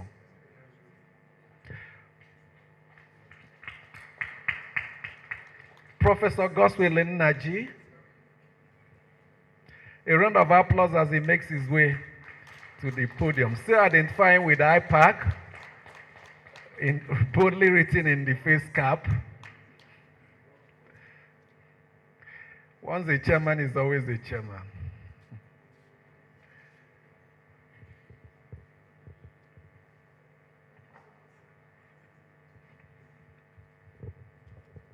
Good afternoon, ladies and gentlemen. IPAC Chairman, thank you. Tanko, I also recognize you. Thank you very much. I'm wearing the IPAC hat to confirm to you that this is a great day. It's the first round Inter-Party Advisory Council Roundtable Conference or something, which means we are getting there. Dr. Tanko, we said IPAC is for leveling the playing ground. Am I right? If we did that, which you have started to take us on the right direction, because that was the original thought. If you blame the courts, I will tell you that we know when some lawyers have written that our democracy in Nigeria is democracy by court order. We laughed. That was not novel. A people get the leadership and the administration that they deserve. The president is not from the moon, he's one of us. Just like the country, we cannot abandon. Now we are talking about ethical justice, getting the courts to do what they cannot do in the first place. It doesn't matter how much we want to bash the judicial system. If we had gotten ourselves the level playing ground that we wanted, that we initially wanted, the courts will have very few work to do, very little work to do. And some people here have exerted the courts that they overworked. And that is why I think Sama Madi who said, we need to have an INEC administrative, what do you call it? Tribunal. So that not everything goes to the courts. We've tried. Oh, by the way, when they call me former IPAC chairman, I'll tell you, I and Tango are the founding people of IPAC. So we are here to cry that what we are building,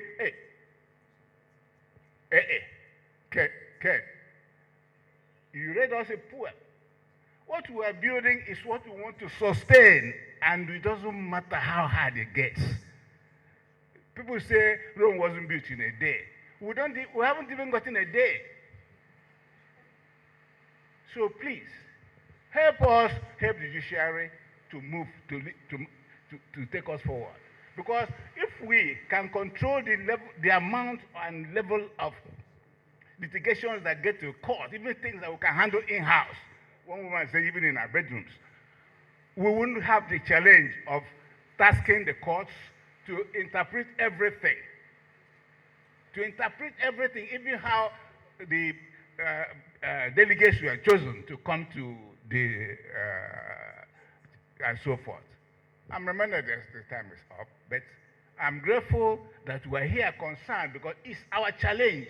And if we get it right, the judiciary will have very much less work to do and will have enough time to think through what they are doing. And that is my submission. Thank you very much. Thank you so much, Prof, former IPAC National Chairman. Is he the pioneer chairman? I suspected so. To that effect, he deserves a resounding round of applause. Another former chairman, he will be on his trail, Dr. Yins Atanko. And he deserves his own round of applause.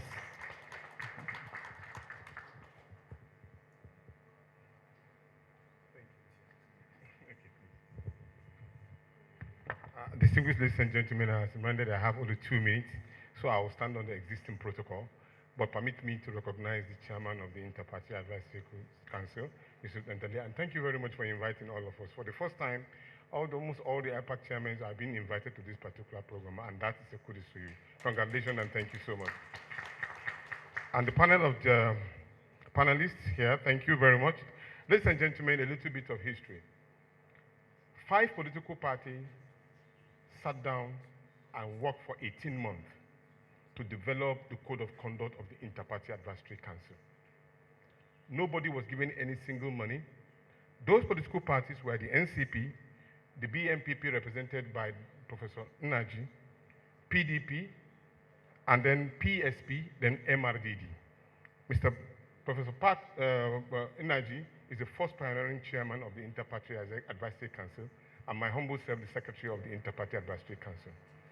The major reason why IPAC was formed was this. We struggled as a political party, with all due respect to the civil society groups. They've already taken over the space of the political parties. So we were struggling to get the integrity and the relevance of the political party. And that was the reason why IPAC was formed. And as we moved along, we were able to gain that respect and integrity. When we now put INEC under due pressure, because normally when we meet at a meeting, INEC will only speak and then they close shop. But we insisted that the voice of the political party must be listened to. And that was when immediately after the IPAC chairman INEC chairman has spoken, the next person that will speak on behalf of the political party is the Inter-Party Advisory Council chairman. One great achievement. Interestingly also, we got an institution, the first institution in the whole of Africa, under the UNDP, and I must also mention that the pioneering people who really midwifed the IPAC in history were the IRI, that is the Institute of Republic Institute. And then we got UNDP, who supported us to have a political institute in NIPS. That political institute is there. We've been able to train chairmen, secretaries, political parties leaders, every leader of the political party down to the local government who have been trained at NIPS. Another achievement of IPAC. But then, ladies and gentlemen, it is very important to note that the whole idea about the IPAC was a code of conduct. The code of conduct was built around the fact that we want to have integrity as political parties. They've called us people who don't have integrity, that we see our brothers and sisters that were in terms of leadership of the political party. They call us all kinds of names. So we decided that the code of conduct must shape our behavior, how we do things, how we communicate with each other, so that we can get the best of us ruling some of us. This was achieved. But the problem of the code of conduct is that it likes bites. It cannot enforce. So therefore, I use this opportunity to call on those who can midwife this particular code of conduct to have a bite. Let it be enforceable. So that by the time in which you can adjudicate on matters internally, just as Professor has said, we will be able to take decisive positions and get the lead as political parties in our electoral system. Interestingly, today in our politics, if you are running for election, you must provide for electoral officers. You don't call it a name, it's a bribe, or whatever you want to call it is there. You must provide for thugs. You must provide for pen writers who will change the narrative. You must provide for the judiciary. Then at the end of it all, you provide for a political party. So obviously, at the end of it all, you are not only contesting or selling ideas to the public, you are actually dealing with these 5 cardinal points. If you don't put them in place, you can hardly win election in Nigeria. And we cannot continue in that regard. So finally, my position is this. We should give a legal bite now that IPAC is already saddled with this responsibility. IPAC should go further. Demand for electoral reform. The electoral reform, please, should be on the issue of making the code of conduct have a bite so that we can deal with ourselves. Let's control our territory. Not give food for the judiciary to eat. Let us control our own territory. Then finally, please, we must balkanize INEC. Go back to Justice Mohammed Uwais' report. Balkanize INEC to 3. Electoral Management Commission to deal with only elections. Then secondly, Enforcement Commission, which will deal with all kinds of litigation that we have. Then finally, the Deletion Commission. Possibly, we can start getting it right. Thank you very much for listening. Thank you so much, Dr. Yunus Atanko, former IPAC chairman. And the last of the former chairmen to address us now is Ladi Kwali Ibrahim, former IPAC chairman. Okay, he's right there behind. Ladi Kwali Ibrahim completes the number of the IPAC chairmen, former that are here. They are here in their numbers to provide the much needed support to the incumbent chairman. And another round of applause as he makes his way here. Thank you so much, sir.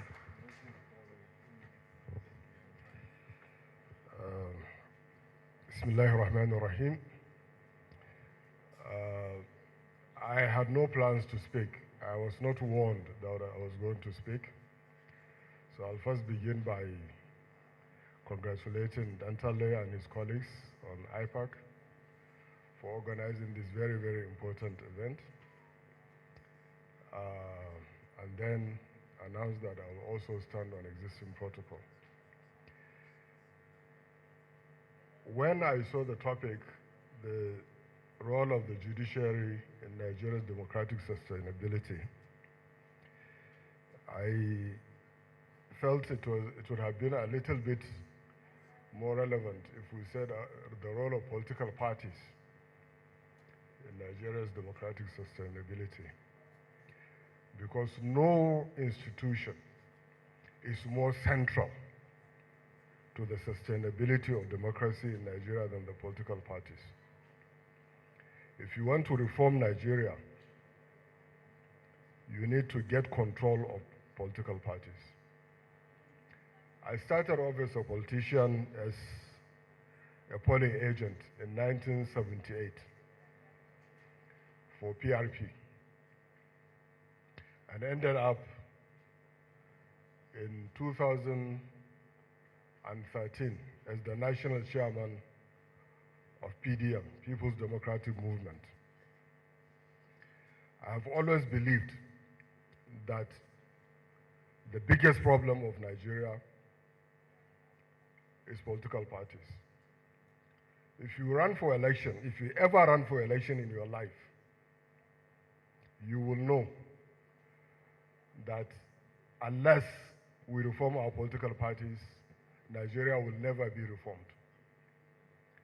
That is where is the institution we use to recruit leaders that take decisions on our lives.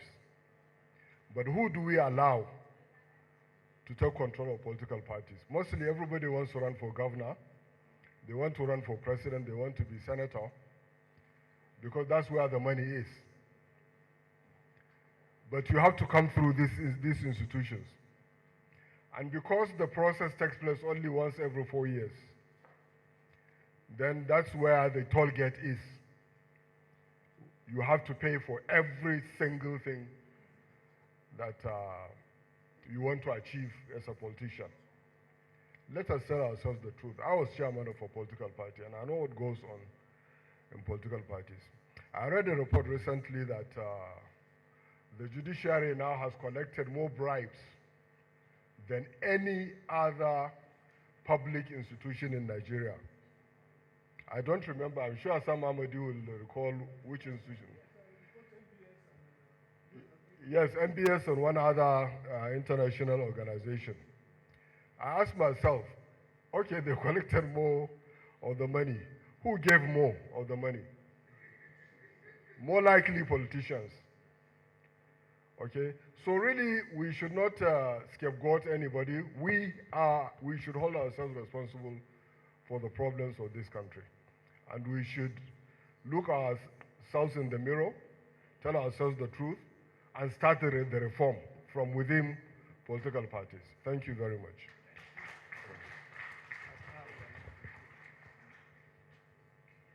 Thank you so much, Ladi Kwali Ibrahim, for that. He was making reference to a survey done jointly by two institutions, National Bureau of Statistics, NBS, and the United Nations Office on Drug and Crime. They carried out a nationwide survey on the institutions in Nigeria that demands for and accept the greatest number of bribes. And unfortunately, the judiciary is top on the list. This is a scientific survey that you can validate if you disagree with it, but wrong signal. Of course, I don't know whether the rest of us is alarmed the way I am when I read that report. We're almost sweeping it under the carpet, and we are talking about the role of the judiciary in democratic sustainability. We must interrogate all this. The national chairman of Labour Party, Juros Abule, joined us a moment ago. Let's give him a round of applause. Thank you so much for joining us. But the next to speak, we are done with the chairman. We have about 3 more speakers to conclude this session. Mr. Debo Olorumola, Country Director, WFD. Okay. Yeah, make your way to this podium, and a round of applause. I saw a mister, and I'm seeing a lady here. If it's a mistake, my apologies.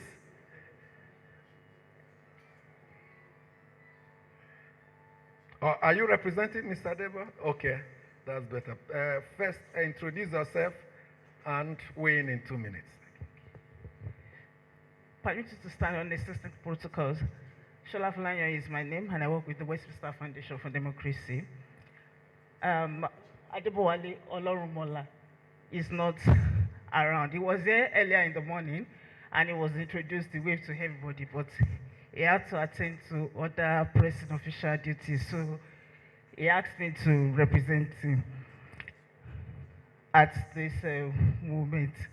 The Westminster Foundation for Democracy is the public body dedicated to democracy assistance around the world.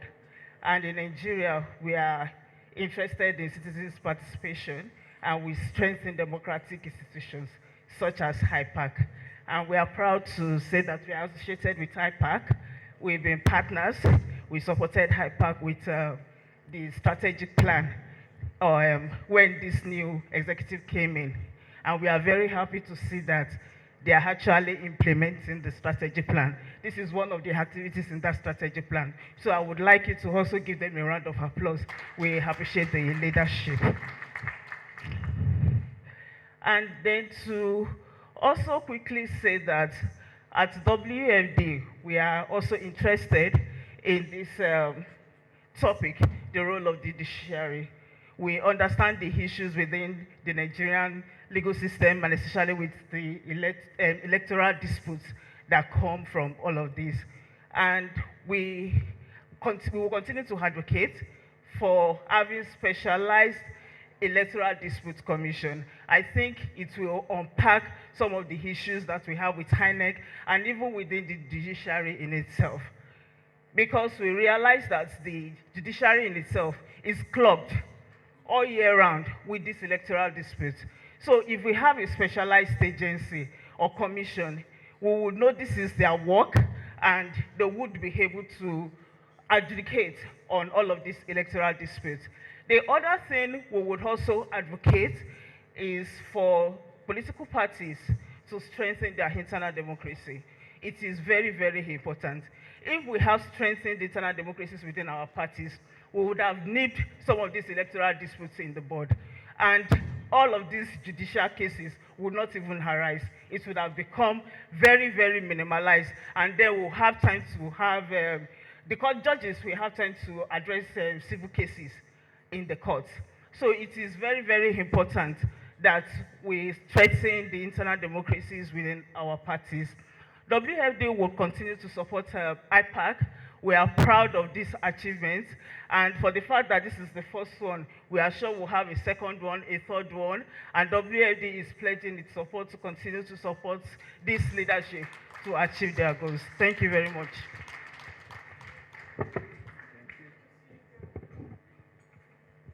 Thank you so much for that. The next online is Barrister Samson Itodo, Executive Director, Yaga Africa. Okay.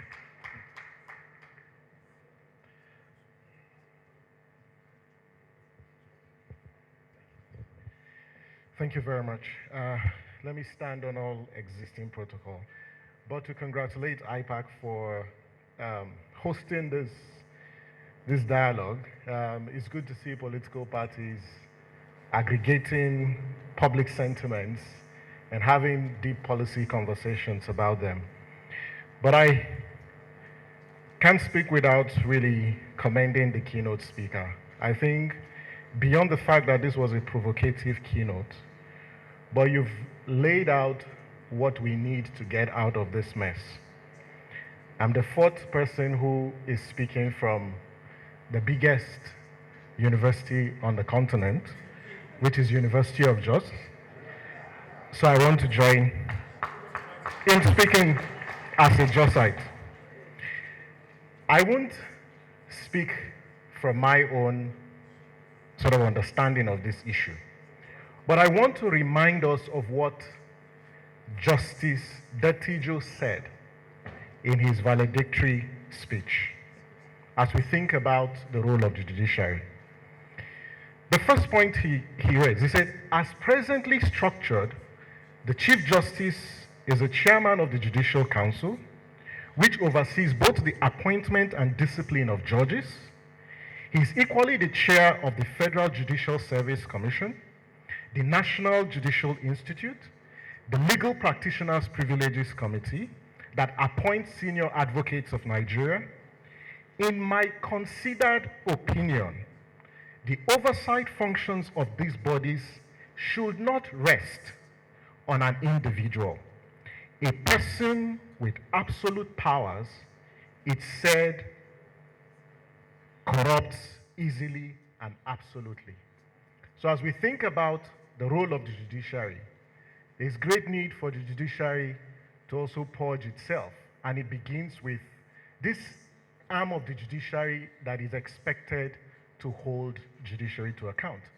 The second point, and Doc made this point about judicial appointments.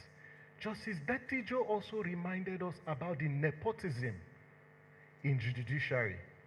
You have a CJN who appoints his family members as judges, as auditors, as registrars. These are big issues that we can't shy away from because that institution needs to purge itself and we have to continually speak. The last point I'd like to make, Honorable Chairman, you are here as the chair of the ruling and the governing party. Nigerians are clamoring to hear what's the position of your governing party on electoral reforms. So far, so good. This administration have not articulated their agenda for reforms. I think it's important, and I commend you because you've been participating in public engagements. You are the first APC chairman who has been doing that. And it's good to see you that you come to these engagements to hear from citizens. It's great. And we hope that, as you're doing well, please take some of this back to your party, back to the leadership, that there's a great need for the president to articulate his reform agenda so we know that this administration prioritizes reforms to the electoral process. Thank you. Thank you so much, Samson Itodo, Executive Director, Yaga Africa. Well, the judiciary is one of the few institutions that tries to discipline itself. Rarely do you see institutions punish its members. The National Judicial Council does that a lot and all that.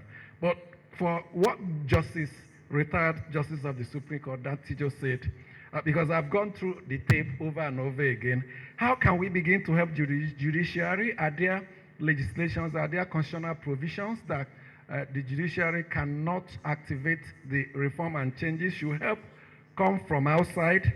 These are some of the issues. Wing Commander Stephen Birua, representing the Chief of Defense Staff, round of applause as you take the stage now. Let's get the security agencies' input and perspectives. Thank you very much for this opportunity. Sir, let me start by bringing the greetings of the CDS to IPAC. He wished to be here by himself, but the meeting of the ECOWAS Chief of Defense Staff is ongoing, and of course, as chairman, he must be there in person. He asked me to come here and represent him, but he did not say I should apportion blame to either INEC or to their political parties or to politicians. He advised me to say, as a soldier, as #1 soldier of Nigeria, that we should emphasize on being patriots. We should be patriotic, so either as a politician, either as INEC, either as a judge, once if you are patriotic, Nigerian Armed Forces will give you the maximum protection. Our rules for the protection of democracy is contained in the Constitution. And therefore, we have vowed, and the CDS has emphasized on this, that our mandate in the Constitution, we are going to adhere to it. We're going to protect democracy, and we ensure democracy is protected. Thank you very much, and I wish you all the best. Thank you so much, sir. Wing Commander Stephen Birua. Okay, we are done with the intervention from the other side. Time now for IPAC's upcoming events. Dr. Chris Ogekalo is to quickly come to the stage and give us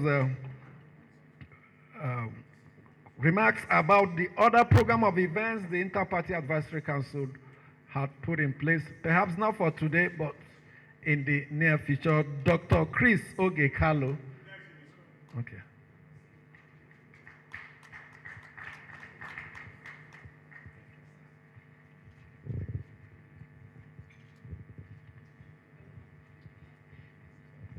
Good afternoon, ladies and gentlemen. Your Excellency, Mr. Chairman, I beg to stand on the existing protocol to talk about the upcoming events that IPAC is going to come up with. I am glad to hear a very robust discussion on the topic today.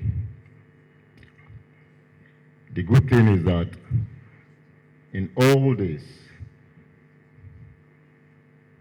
democracy is seen to be practiced very well. Because if it is not a democratic government or platform, there won't be a discussion like this, like the keynote speaker rightly said. So, the upcoming event of IPAC is hinged on exalting the good position or good status that democracy has given us as a people. So it's about celebration. Over the years,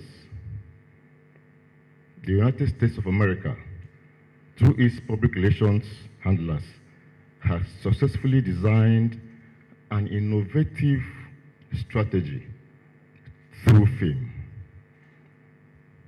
for the promotion of democracy, which is their invention, and other anticipated government policies and programs. This singular strategy has cumulatively painted a picture of America as a perfect nation, to the extent that the entire world's mentality has been affected by the screen virus called fame. Notable Nollywood movies like 24, Air Force One, etc. were used to either promote America's military might or dethrone the possibility and acceptability of a black president. And even the dreaded COVID-19 virus was predicted via a few American movies like Outbreak and Contagion in 2011. The simple reason for tactically positioning Hollywood to be the mirror of the United States socio-economic and political agenda with massive funding through budgetary allocation is not far-fetched. It is to launder her image abroad and to promote the American dream concept. This is the best practice all over the world, from the United Kingdom, China, India, Australia, etc. and Nigeria cannot be an exception. Public relations is a two-way communication approach between individuals, brands, organizations, and their publics. It has proven over time to be a powerful tool of communication aimed at strengthening mutual human relationships and crisis management using relevant techniques like adjudication, joint effort, round-table discussions like we're having here today, settlement, and strategic communication. According to John and Clara, 2009, public relations is the communication of an intended message that attempts to result in a shift of audience attitude towards a person, brand, event, or conflict. In the same vein, Fraser, in 2007, sees it as a practice of managing and disseminating information from an individual or organization, such as business, government agency, or non-profit organization, to the public to influence their perception. It is indeed a phenomenal society-oriented strategy with humans as a center of focus. From independence in 1960, Nigeria has grappled with the culture of democracy, though alien, but seen to be the best system of government because of its inclusive nature and the promises of accountability, individual and collective freedom to associate, aspire, and voice. The actions and inactions of the political class have led to its truncation at different times. But very significantly, the Fourth Republic has survived 25 years uninterrupted, largely due to the collective efforts of patriotic citizens who have selflessly sustained and imbibed the rewarding culture of process and learning. Nigeria's democracy has been threatened severally and often at the verge of collapse in the last 2.5 decades, with a complete diary of dark and glorious moments that chronicled the ultimate reason for our continued existence as a nation.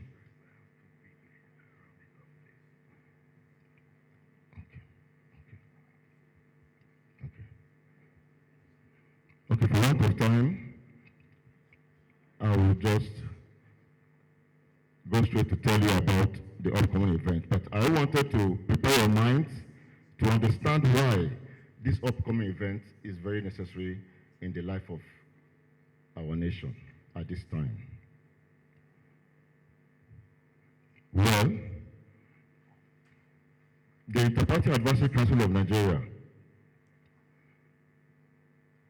IPAC, under the leadership of a visionary and strategic thinker, Alhaji Dantele Yusuf,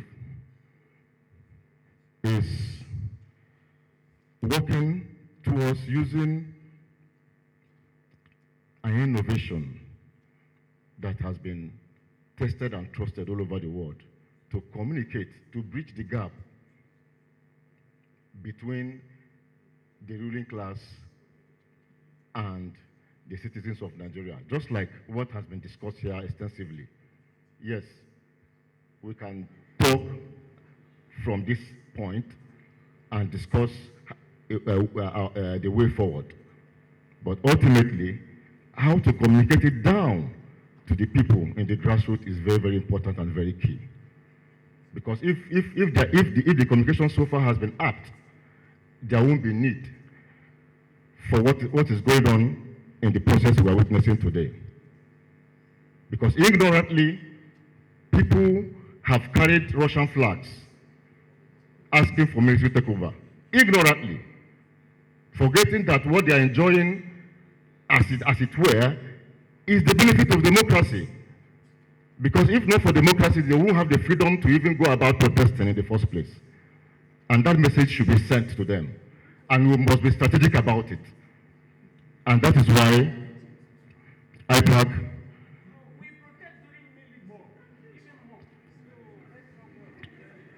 We did, but is the military the way to go? Good. So, we are talking about communication here. How do we communicate? Now, I have not even said what IPAC wants to do. The IPAC is working on a movie titled Unbroken 2.5 Decades. It's a 2.5 decades of thought-provoking documentary dramatic story of resilience, perseverance, destiny, and hope told by IPAC, highlighting the true life events of Nigeria's 25 years journey through troubled waters of constitutional democracy. It is a situational narrative by a major stabilizer whose responsibility is to genuinely deepen democracy in Nigeria. It will be a subtle appeal to the viewer's conscience and sense of patriotism.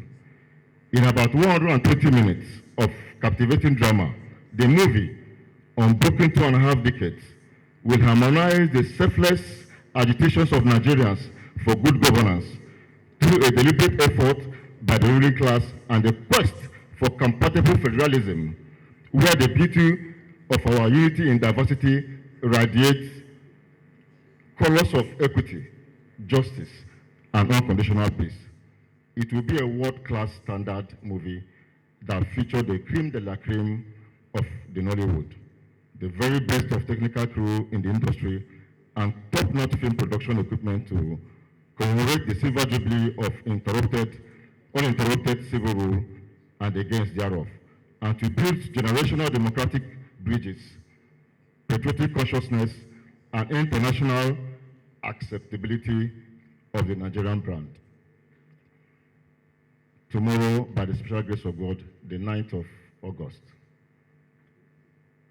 actors and members of the creative industry are invited for an audition at Merit House, Maitama, to kickstart the process of rebranding Nigeria's democracy and the process of rewriting the narrative of Nigeria democracy.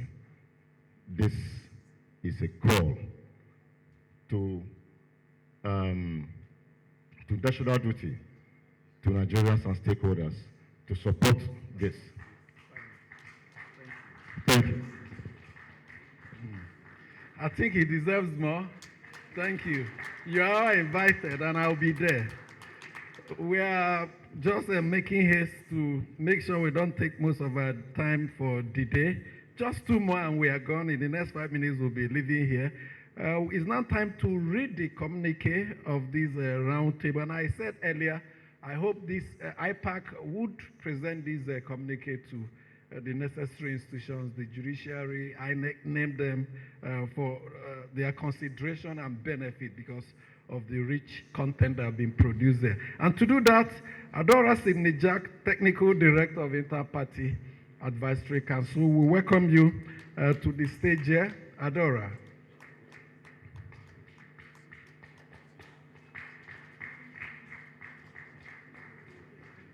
Okay.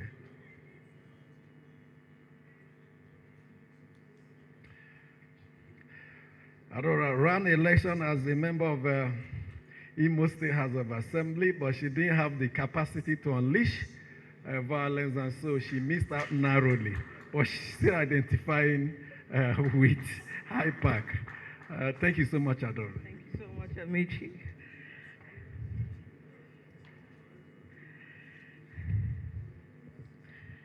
Good afternoon, ladies and gentlemen. Please, I crave your indulgence to stand on the existing protocol.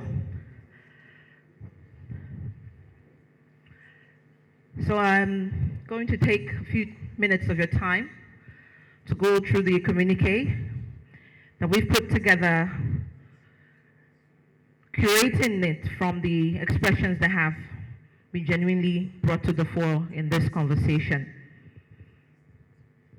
It is the first Inter-Party Advisory Council Roundtable, and the role of the judiciary in Nigeria's democratic sustainability is the theme. The Inter-Party Advisory Council, as we all know, is the umbrella body of all registered and recognized political parties in Nigeria and a critical stakeholder in the national democratic process.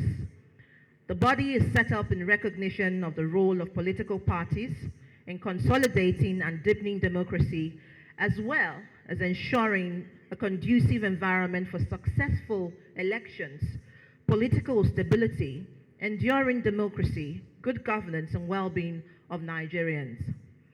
IPAC is structured at the national, at the states, and at the local government areas in order to ensure that all levels and tiers of government are carried along in the electoral and democratic process. Now, concerned by the recent developments in the polity with regards to the role of the judiciary in the democratic process, and with the clear understanding of the critical role of IPAC as the incubator of leadership within the executive and the legislative arms across the three tiers of government, and to a large extent, the judiciary as it relates to the appointment of judges at all levels, the Council thought it was necessary to convene a roundtable discussion among relevant stakeholders to explore the judiciary's role in consolidating democracy in Nigeria, identify challenges, and propose solutions to enhance the judiciary's effectiveness. Now, key issues of great concern to IPAC and stakeholders include constitutional interpretation and judicial review, dangers of conflicting court judgments, making sense of the political logjam and the traditional debacle in Rivers and Kano states respectively, judicial independence and accountability, the National Judicial Council, and the effectiveness of current disciplinary measures in curbing misconduct, etc. Now, the roundtable session noted the following. Democracy is a cornerstone of modern governance. It is characterized by free and fair elections that allow citizens to express their will and choose their leaders. In a democracy, majority decision is legitimate only when it is a majority decision within a community of equals. That means not only that everyone must be allowed to participate in politics as an equal through the vote and through freedom of speech and protest, but that political decisions must treat everyone with equal concern and respect, that each individual person must be guaranteed fundamental civil and political rights. No combination of other citizens can take that away, no matter how numerous they are or how much they despise his or her race or morals or way of life. The brand of democracy most of our political actors love and practice is government of the selected, by the selected, for the selected. Democracy in the true sense of government of the people, by the people, for the people is very far from Nigeria. Political leaders and money bags have played very dangerous and undermining roles in our democratic journey so far. Our democracy has been militarized and thuggish prone. We allowed what the law prohibited as instruments of installing leadership in power. Today, people have become impoverished and poverty has become the lots of our people. Many Nigerian politicians used all manners of manipulative antics and tactics to impose themselves in power, knowing fully well that there will be no remedy and consequences at the end of the day. In all of this, the judiciary, which is the institution that has the duty to hold politicians accountable, appears to have been unable to do so efficiently for reasons not far from the Nigerian factors. It is sad and it is terrible that the brand of democracy in Nigeria is by getting power through the barrel of the guns and thuggery and punish people by looting and bragging as knights in shining armor rather than the villains in actions and decisions. That is now the Nigerian brand of our democracy. Nothing is done decently. And that means that the future is bleak for our democracy and electoral jurisprudence in Nigeria. Nigerian democracy may head to a calamitous end unless the judiciary and legal profession retrace their steps in the kind of judgments being delivered in electoral matters by the Nigerian judiciary. The role of the judiciary, particularly through election tribunal, is indispensable for upholding and sustaining democratic principles in Nigeria. The judiciary ensures the fair resolution of electoral disputes, upholds the rule of law, promotes accountability, safeguards democratic values, boosts public confidence in democracy, and sets legal precedents for the future. The commitment of the judiciary to these responsibilities is very crucial in securing a robust and thriving democracy in Nigeria, where the voice of the people is respected and the democratic process is transparent and just.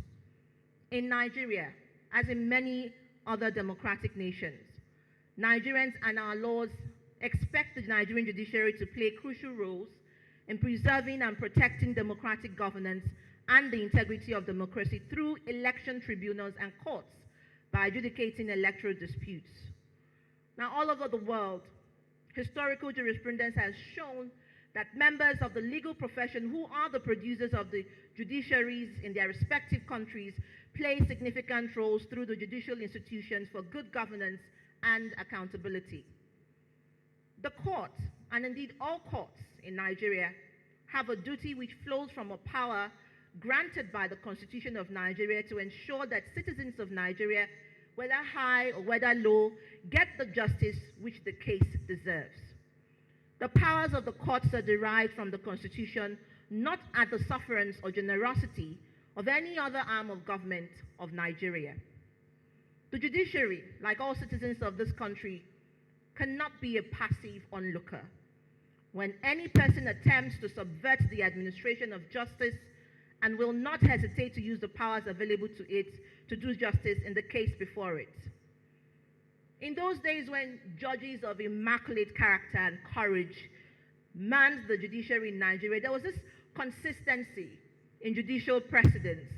High courts were bound by their previous decisions. The Court of Appeal was bound by its previous decisions unless there were reasons to depart from it. In departing, their lordships will give convincing reasons. The Supreme Court was the alpha and the omega of the judiciary, and it gave sound decisions rooted in good and logical jurisprudence of that which produced justice in judgments. Its decision bind all the courts below it and is bound by its own decisions unless overruled or departed from. It was not consistently inconsistent in decisions.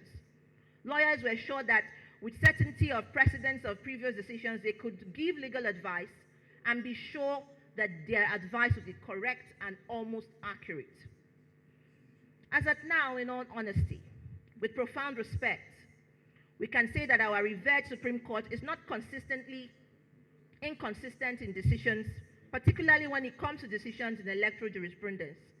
There are so many inconsistent decisions and precedents in electoral matters and in jurisprudence in Nigeria coming from the Apex Court.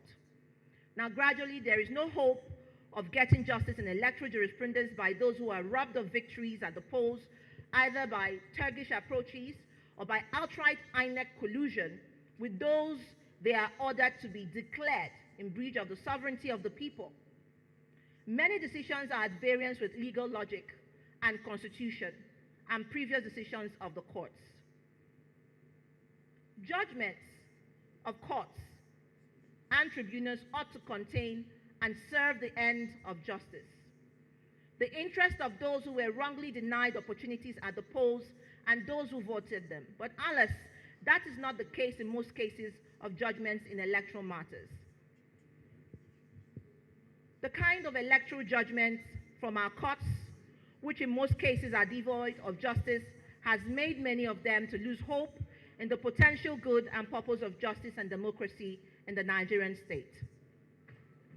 And I end by saying, it is however incontrovertible and worthy to note that the judiciary faces a myriad of challenges like inadequate funding, complete autonomy and independence of the judiciary, dependence on other arms of government.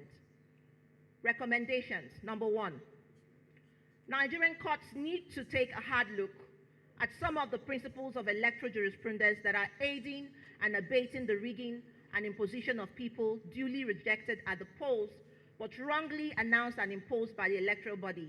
Number 2, Nigerian judiciary must be bold and ready to do what is set up to do in deepening democracy given the controversies that trail the conduct of elections in Nigeria.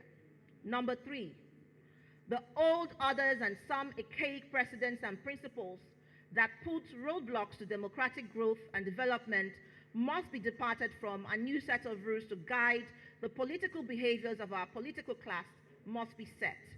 The courts must emphasize the superiority of constitutional provisions and acts of parliament over rules, guidelines, regulations.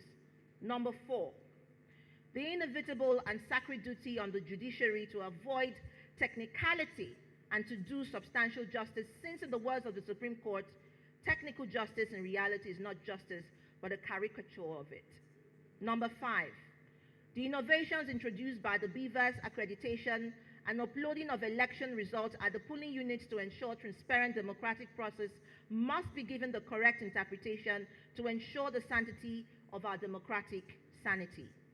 Number 6, electronic evidence is Section 84 of the Evidence Act, and the use of technology must be given prominent pride of place to avoid old and analog requirements of calling polling units by polling unit evidence in proof of electoral malpractices.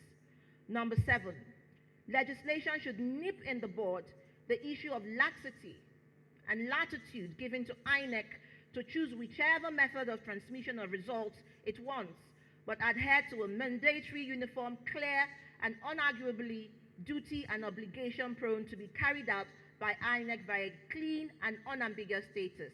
Number 8, the Nigerian judiciary must maintain a very great distance from politics and politicians. Number 9, the judiciary must be ready to order the demolition of superstructure erected on faulty foundations to produce winners in elections in Nigeria and to instill political sanity in our political system and to ensure democratic growth and sustainability.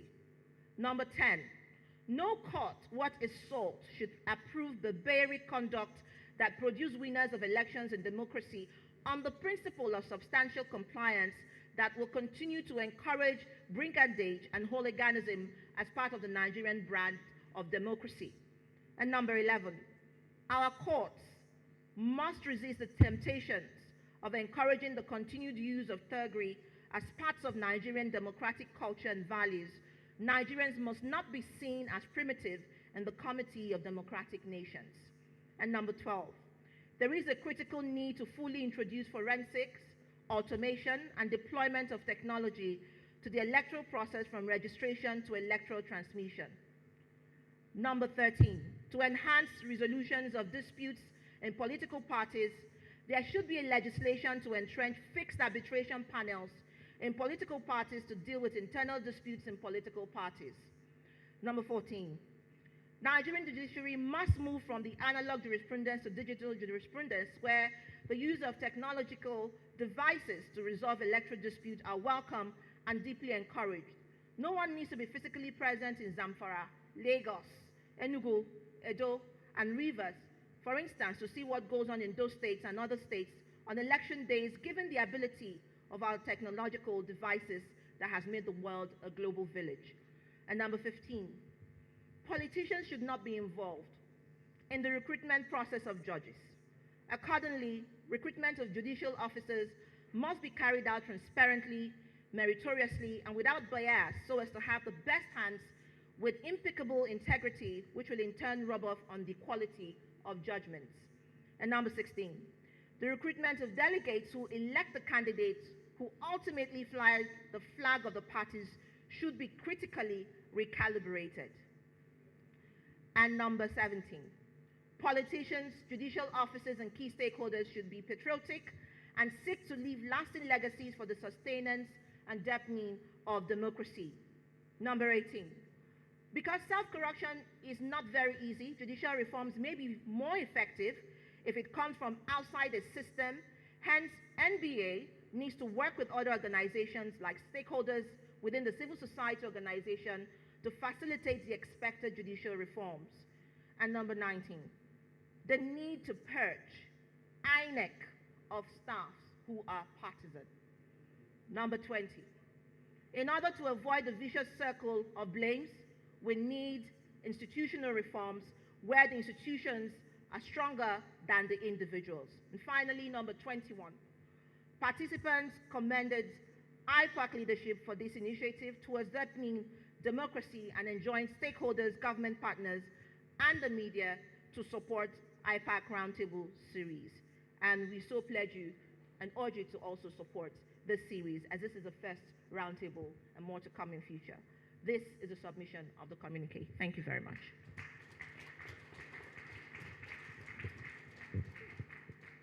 Adora Sidney Jack, Technical Director of IPAC, and that communique captures the essence of what has transpired today. And the very last remark now is closing. I thank you for your extraordinary patience in staying up till this time. The closing remarks within 2 minutes is from the Deputy National Chairman of Interparty Advisory Council, Mr. Dipo Olayoku. Thank you so much, and a round of applause.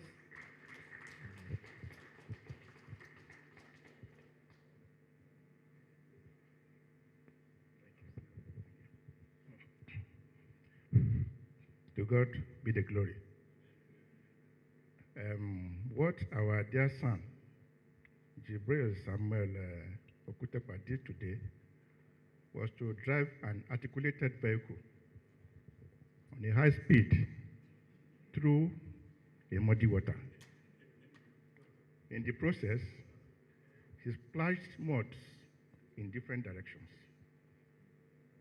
My plea is that as we go home, or as we leave this place today, let's get back to our offices or our houses, look at where the mud has hit us, and find a way of washing it out. Let me stand on the existing protocol. On behalf of the National Chairman of IPAC, Yusuf M. Dantale, and the other members of the ESCO of IPAC, I want to thank our development partners because we appreciate their efforts which have made this thing possible.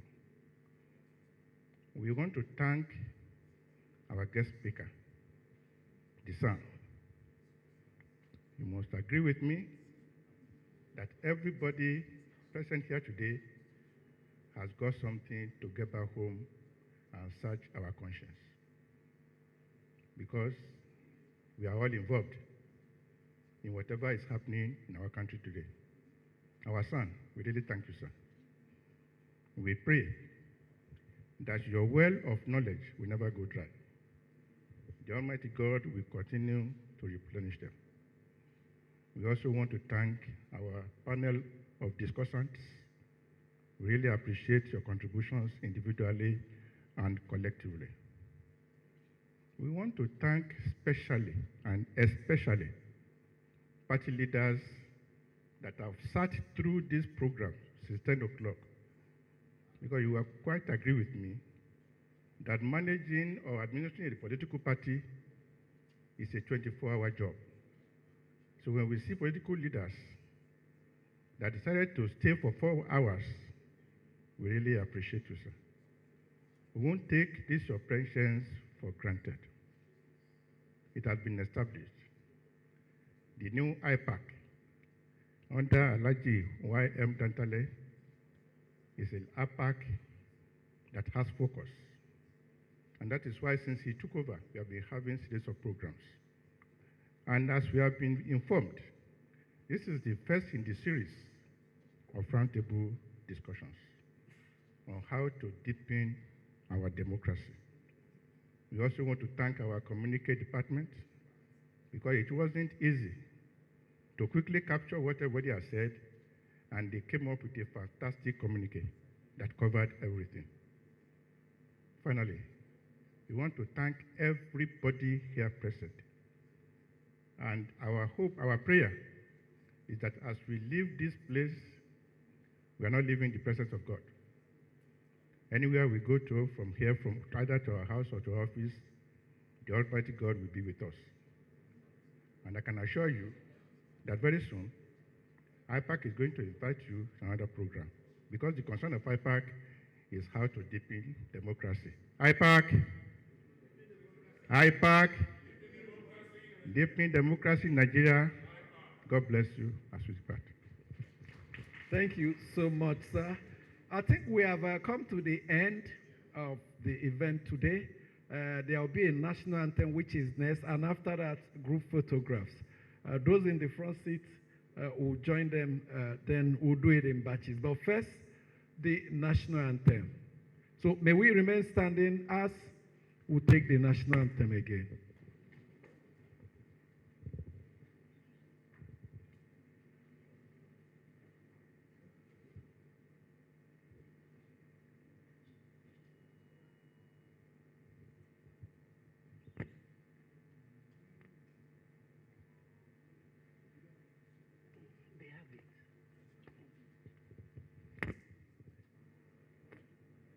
They're getting set to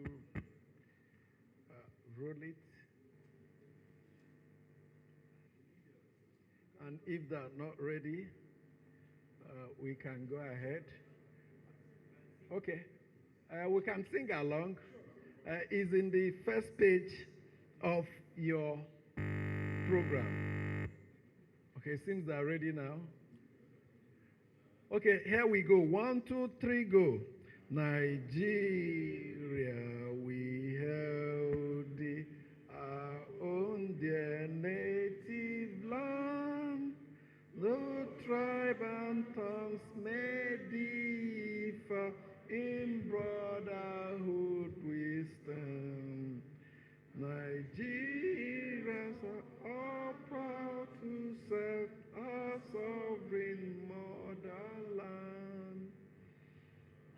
Flag shall be a symbol that truth and justice reign, in peace or battle as gain, to hand to our children a banner without stain. O God of creation, direct our own west. Help us to build a nation where people shall oppressed and food and plenty. Nigeria may be blessed. Thank you so much. So, members of the panel discussants, if we can join those in the front seat for the first picture.